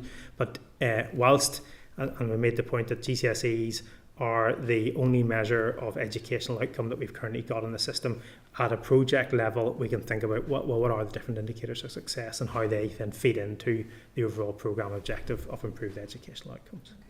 My final question, if I can add another one in here. You do have a section in your briefing around delivery. So I'm just wondering, in terms of them, what that might look like. Have you given much consideration to how this will be delivered, what the governance and architecture of it might look like, and ultimately, I guess, who will make the decisions around prioritisation of projects and the funding decisions at the end of the day? Yeah, well, ultimately all funding decisions about what goes forward will be for the department to take. They've got to take the lead in terms of the allocation of funding. Again, we expect a strong community-informed approach and that work is starting now, that we can coalesce around existing structures or stakeholder reference groups to determine, well, what is the need in the local community, what's the data say, what are the effective interventions they want to roll out, who wants to deliver them, and what impact they would have. And then those plans will be developed and be brought forward to the department through testing and funding released on those behalf. So that's kind of the process. In terms of the overall governance, again, it'll be the department. We are working closely with the South in terms of a research and advisory panel that we will share information both north and south in terms of delivery. And I think we would also like to try and make sure that that governance model will include buy-in from other departments as well, because there's a key role in terms of working with health, with economy, with Department for Communities and others who are delivering maybe similar types of programmes in similar areas, so we can maybe move to a space of, at a locality level, shared programmes, shared outcomes and shared resources potentially. Thank you, appreciate it. Okay, thank you, Michelle. And Peter, you'd indicated, I think that's everybody. And I know we're at 5 o'clock, but I wanted to give time for all members to get through questions on this. So Peter, over to you. Half an hour will cover me off, Chair, don't worry. Can I take you back, Peter, to something you said on the way through there? And it's not directly on this one. I think it was about nurture provision. Can I just check, because I didn't hear it at the time? Was it the case that the department has protected nurture funding? Yes, that is the case. So I think it's about £4.5 million for nurture provision, which extends to around 60 nurture units, maybe slightly more, and that funding has been protected for this financial year, and we're continuing to look at other ways we can invest in nurture as a really successful intervention at an early stage with really good evidence outcomes. Okay, that's certainly very useful to hear. I think Nurture is an amazing programme, and certainly I've seen the work Nurture units firsthand dealing with some really challenging situations. Okay, so next question is around the benefits realisation approach that's mentioned in the briefing. Can you just expand on the benefits realisation approach? Well, I think I'll maybe bring Dale in a second on this as well. We're working through the benefits realisation evaluation framework for going back to Michelle's point about how do we determine what projects do we award funding to. So ultimately, at a high level, we want to improve educational outcomes, we want to raise aspiration, and we want to embed collaborative working. So that's the high level outcomes that we might want to look at. And within them, we need to set out a range of indicators about how do we determine success in any of them. But we do need to make sure they need to be broad enough to align with any project that comes forward. But as the delivery plans come forward, we would expect them to set out how they align with kind of what we've set out, but also how would they measure? So are they going to improve attendance? Are they going to improve outcomes? How are they going to improve that? So that work is underway, but that's a key point that we'll need to work with the South as well to show that this programme does have an impact ultimately, and then whenever the pilot ends, we can make the case for further funding. But I'll maybe let Dale come in and talk more about evaluation. Yeah, I think we're keen that the early years part of the work is given time and prominence in terms of what the interventions might look like. So as part of the benefits realisation approach, we're giving some thought to how we're going to measure the baseline for that, children's language acquisition, oracy skills, that kind of thing. And we're interested to know if that can be done in a at least impactful way in terms of teacher workload and that kind of thing, but give us a baseline from which we can then illustrate progress. And that works its way through each of the various sectors. So at primary level, again, literacy and numeracy skills are going to be core. And we want to find a way through the current impasse in terms of assessment data. Can we use RAISE as an opportunity to begin to explore what the impact is? Because we're very good at talking about pupil numbers and parent numbers and numbers of people we work with. We're good at qualitative studies and surveys, but that impact question tends to be the most challenging. So we want this programme to help us answer that question. And we'll be doing that in each of the sectors, and obviously post-16 is also of interest in terms of positive destinations, which we want RAISE to improve as well. Yep. Okay, look, that's really interesting to hear. I think that's going to be key, because we have seen, I know, and certainly you've guessed from the committee that the locality-based model can be contentious, but there's been plenty of discussion here today where obviously there's a model working in West Belfast. There's a model working in North Belfast that I'm certainly more familiar with, and collaboration both at a inter-school level and at a community level in terms of dealing with some of these issues. And what I'd really like to see coming out of this is, and I've no doubt this will happen, is really good evaluation of the programme to see what actually works. Dale, you're absolutely right. I think there's a lot of stuff has been tried or road tested or whatever. But I think if we can find something that we can actually track, because I think the indicators, I may disagree with some committee members on this, I think the indicators are really good, because it looks like this programme is actually going with the child. It's about the child and the child's GCSEs, the level of attendance, if they have SEND needs, if they have FSME, and that's not the perfect model, my understanding is of terms of measuring deprivation, but it's probably the best we have at the moment. And if we can, the programme can integrate schools and community and make sure that those interventions that we're talking about here actually follow the child and see what impact it has in terms of raising, however it's measured at the tail end. You've mentioned some of those things. I think that'd be really interesting, because what it would reveal is, if the model works, a way of targeting very specifically to raise attainment for kids in Northern Ireland. So, look, I mean, I'm certainly looking forward to seeing the development of it and how it rolls out. Just on that, I think it's important to say that whenever we evaluate, we need to think about what we do in terms of what we fund, in terms of the projects that Dale talks about. So if we deliver a specific project, what has been the impact, and how do we then learn from that in terms of wider policy? But then the how. So how has this model in terms of community partners and schools and other organisations working together actually taken the programme further than what it would have been if it was just solely a school-based programme or solely a community-based programme? So I think that's trying to evaluate both the what and the how is sort of central to our thinking in terms of this as well. I got one more quickie, Chair, and then that's me. In terms of, I think it's now clear. It's not, and I would agree with nearly everyone. I would agree with everyone. I think the list that went out probably wasn't, it certainly maybe raised expectations and maybe gave a sense, it's like false sense of what the programme was trying to do. Notwithstanding, that's as far as I'm concerned, that's been cleared up here now. But there will be community partners and working with schools and community partners. I mean, in terms of that, I know some organisations, especially like churches and stuff, who are doing homework clubs and all that sort of stuff. Are they going to be excluded, or is that community engagement? Could they be part of that kind of process in terms of working through with community groups, interventions that might assist cohorts of these kids? Well, I think they'll be included. I think a key point is when we go into localities, it's trying to first understand what's currently operating and what's currently working. So again, that we are not cutting across or replicating what's going on, but we can learn from what effective practice is there, and then trying to identify who are these partners. And again, it will vary depending on the locality. Some it will be the church and the youth club, some it might be the sporting organisation or the GAA or whoever it might be working there. And so that work has started. Our lead for the work is Claire Humphrey, who some may know, who used to work on the Thrive programme, who's come in to help us on this. So I would say if in your locality, if there's community organisations that want to be involved, we'll maybe share the details of the kind of the co-design process to make sure that we're tapping into all the key organisations as well. Okay, thank you. Look, thank you both for your time. I think there are some things that the committee agrees on. I think we welcome the investment. We certainly are maybe agreed that a geographical balance versus targeting objective need is not straightforward. I think we may not all agree on how that process should run. I hope members are content that I gave everyone a bit of extra latitude in terms of time today, just given the interest in the issue, so that we could cover it.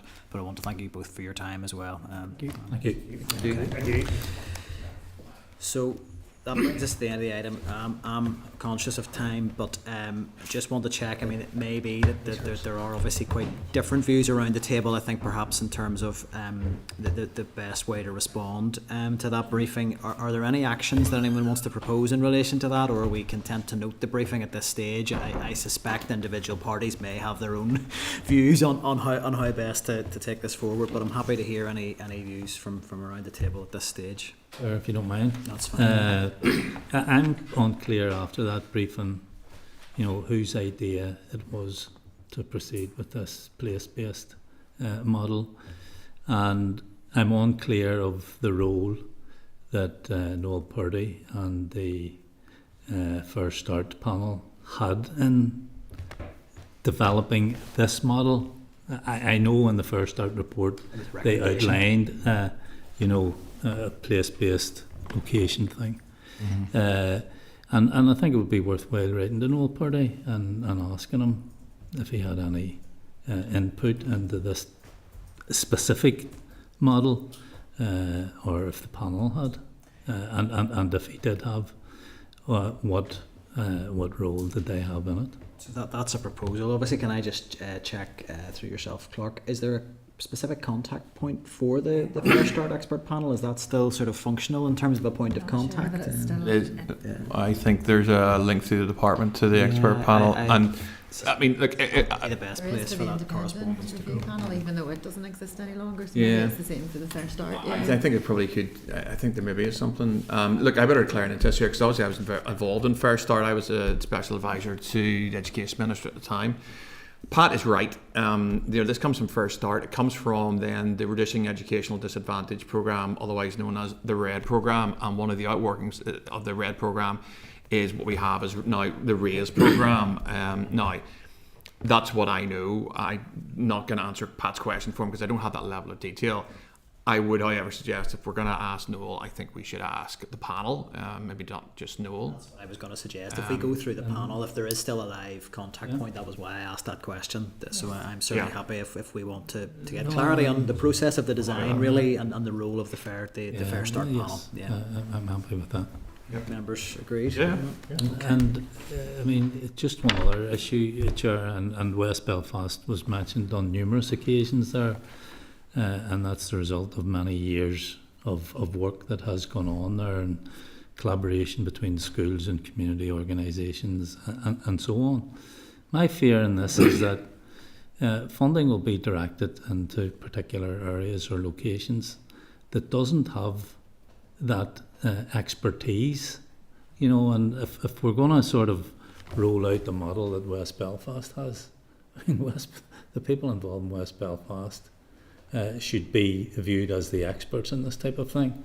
I mean, the results are there to show, Yeah, I mean, look, I think one of the things that came out of that briefing for me, where I still perhaps have unanswered questions. I know, Michelle, you touched on it, as did you, Deputy Chair, that the early years aspect, if we're so focused on GCSE attainment, if we are in an area of high disadvantage regardless of attainment, that there still, to me, feels that there's a space for for those locations to get that real focused early years intervention. I think there's maybe the department need to go away and do a bit of work in terms of how this is going to be rolled out, and I would suggest that we know we have a motion on this coming up, and it will be debated on the floor of the Assembly. So we'll maybe see where that lands, but I would suspect this may be something the committee may want to revisit in terms of maybe to get officials back in, and to maybe we've heard about flexibility and there's flex in the system and slack to maybe to hear on how that actually rolls out. It's not for me to speak to, but I think the GCSE thing, we can ask the department next time there's an opportunity, but there's an issue with educational indicators below that being consistent. Yes, so they have to go with what they're able to get consistently. Independent review is very clear on that. That we don't have good measures earlier down the system. So like us all, they're dealing with an imperfect. It's their job obviously to try and fix that, but it's an imperfect set that they're dealing with at the moment.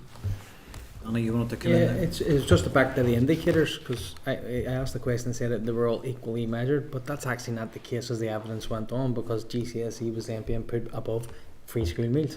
So there's our indicator. There's the evidence. Even you said it yourself, the Department for Education's own evidence states it's the best indicator. Would it perhaps then, in terms of another action, because maybe this didn't quite get drawn out, maybe could we ask the department to provide us with a bit more of a detailed breakdown on the methodology, the weighting, the step-by-step process? We started with a regional approach. Just could we have that broken down to understand? You have to put it into some sort of model. So if this is a new formula, then where's the input being put into? So if it's not weighted and it's all equal, then how does GCSE go above it all? Suppose we ask for that if members are content. Yeah. Okay, that's fine. So look, I am aware time has run on. There may be items here we can't deal with in as much detail as we ordinarily would, but we'll get through correspondence. So fair members, item 10 to pages 53 to 175 of your packs and 44 to 120 of your tabled papers, where we have items listed as correspondence. Summary note is at page 53 of your packs. As normal, I'll just go through anything that I think needs a separate decision from committee other than as per that note, with the exception on the large amount of correspondence around the RSE survey. As I referenced earlier, we're treating that as dealt with. So item 10.2 on page 55, that's correspondence from an individual in relation to the particular challenges faced by parents with multiple births. Are members content to write to the department and share that correspondence for their response? Mm-hmm. Agreed? Yeah. Item 10.6, page 155, it's correspondence from an individual proposing that the committee hear additional perspectives on LGBTQIA plus identities. I mean, I'm happy to make a suggestion. I can hear views on this. It has come from an individual rather than an organisation. I'm content that it should be noted on as part of the material that is considered in terms of the RSE inquiry. But I mean, I think our call has gone out fairly publicly, and if there are other organisations that want to contact us, they can come to us directly rather than maybe through a filter of an individual. Are members content? We note and add to the committee material, the inquiry material. Sure, I did note that. I assume you're wanting a response to that, and it's not bouncing in on that one. But I think just after that, there's also something from Alliance for Choice. Yes, I think we'll is that come right? to that. It's on down. Yes. So, yeah. I mean, look, I think certainly the organisations that the individual has mentioned at 10.6, some of them are UK wide. We're not particularly based here in Northern Ireland, but they do obviously propose. He's called it additional perspectives. I would say that it depends on our view of the request for Alliance for Choice. Certainly, if we want to invite Alliance for Choice, then I think we should probably invite or at least reach out to these other organisations. Take the two items together. Together, happy to do that, Chair. As they're connected, so Yep. that just to make sure all members are looking at the right material. So that's item 10.8, page 160 in your table papers, and that's the correspondence from Alliance for Choice. It indicated that they were very disappointed not to have been invited to give evidence to the committee on the inquiry. So again, we're really seeking members' views. To follow on from what Peter said, my view on this would be, but I'm happy to open it up, The item at 10.6 is from an individual, not from an organisation. The item at 10.8 is from the organisation. I think the item at 10.8, I would be quite clear. One of the things that precipitated this inquiry was the new minimum content, of which access to abortion was one, and obviously there were very different views around the committee table in relation to that, and it wasn't in many respects a springboard to the inquiry. So I think it has been an oversight that Alliance for Choice were not invited. That there will be very different views on that organisation's perspective on it, but probably one we should hear. So I would want to propose that we do extend an invite. By that agreement to extend the committee, we have a little bit, and I want to emphasise a little bit more slack in our agenda. I would take a slightly different view at item 10.6 as it has come from an individual, saying that you might want to. I would suggest that it is probably for those organisations to assess if they want to, but I'm happy to hear views. I mean, if we were going to reach out, for me it would be on the basis of seeking a written briefing, as we have been very clear. We're tight on time, but my view would be we take it differently as it is an individual rather than an organisation. Well, in terms of consistency, Chair, if it was, I'm just conscious it may have been raised by an individual. Chances are that individual will get in touch with the groups that he's raised it with. If they were then to come to us on the same basis as Alliances for Choice, you'd want to have a consistency in approach. So all I would suggest is, if we're suggesting a written briefing from them, as we've suggested with others, then we should do that for Alliance for Choice too. Or if we're going to invite Alliance for Choice to, in terms of if we're lengthening this and you're going to allow another organisation to join it, then I think if they were to approach us, fairly shortly in the next week or two, then they should have that as well. Now, I haven't engaged with any of those organisations, just to be clear, but I just think there has to be a consistency in approach and a balance to this. Yeah. Would open up to other members. There are also groups, by the way, that may bring an alternative point of view on certain subjects, I would imagine. Yeah, Alliance for Choice of the past, I think, yes, bring them in, and if other groups want to write in the groups, then so. That is my slight concern, that we could end up with individuals from anywhere could be right saying you might want to write to them or them or them. I think we are tight for time, but Danny, I've taken that point. Anyone else want to come in just with other views? I don't think we should be inviting individuals and to give evidence to the committee. No. They asked that we should hear from different organisations, so I was just saying we need a consistent approach. That I mean, I don't mind whether we don't allow them, whether we have a written submission, or whether we bring them in. But I'm saying I think we need to be fair and consistent. Can I make a proposal then? Propose item 10.8. We, and I want to be clear on this, as Alliance for Choice has directly contacted us and expressed their reasons why they felt disappointed that we do extend an invite. And then that we reach out to those individual groups as noted in item 10.6 to make them aware of our inquiry, and if they are seeking to brief us, we don't know if they want to. No, that's quite right. We're not going to force anyone here. If they are seeking to brief us, they can send material in, and we'll deal with that in the normal way. So that seems a resolution. Item 10.7, page 157, correspondence from CNG, and that's around an ongoing issue.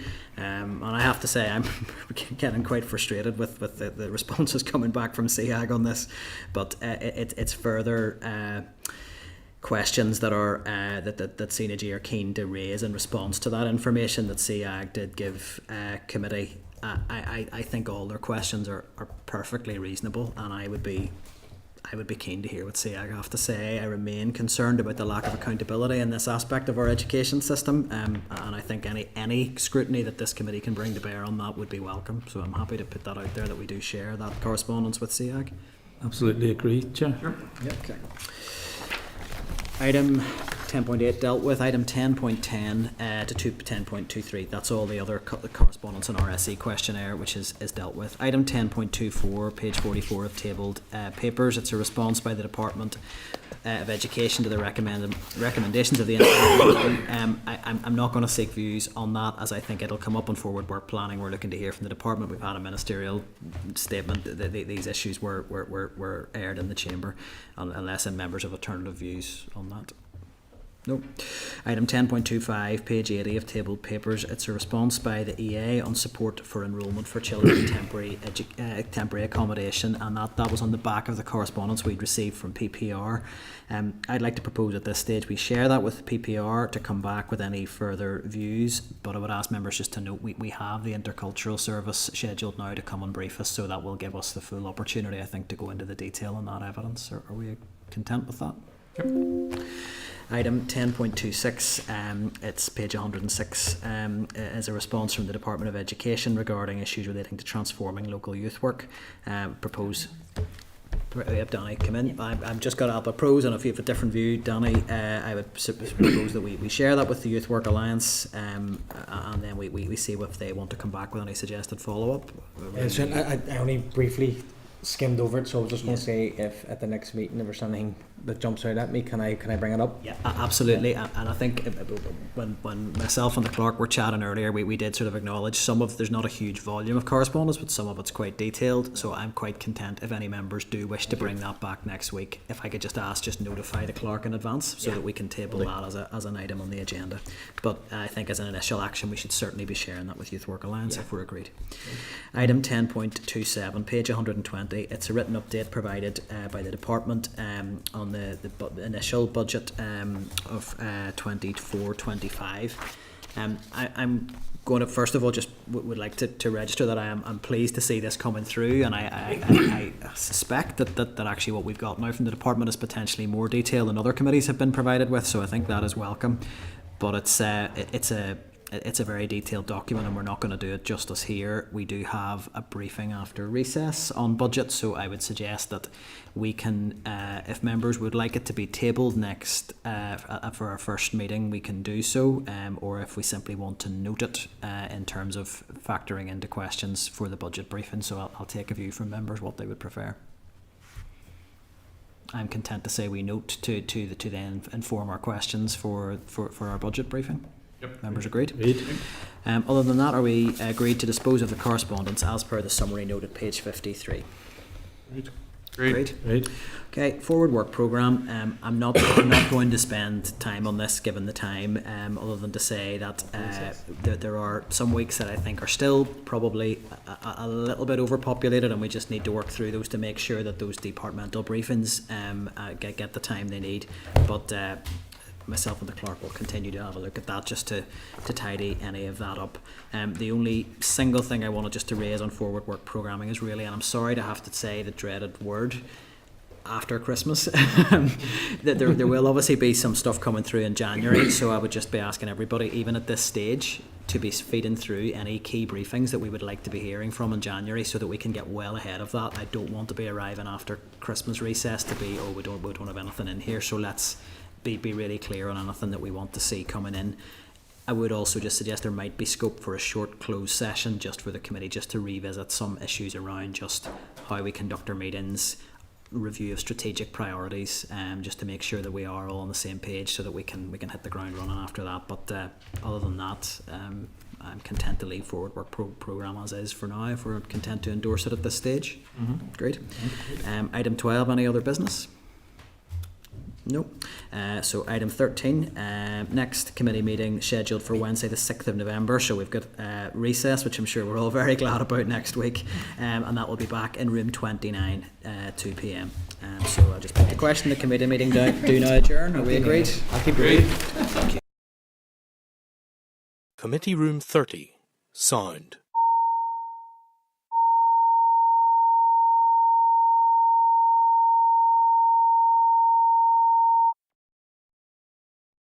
Committee room 30, sound.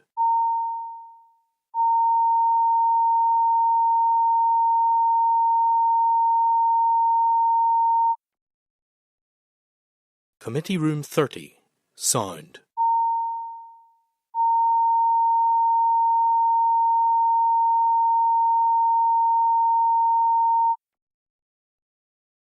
Committee room 30,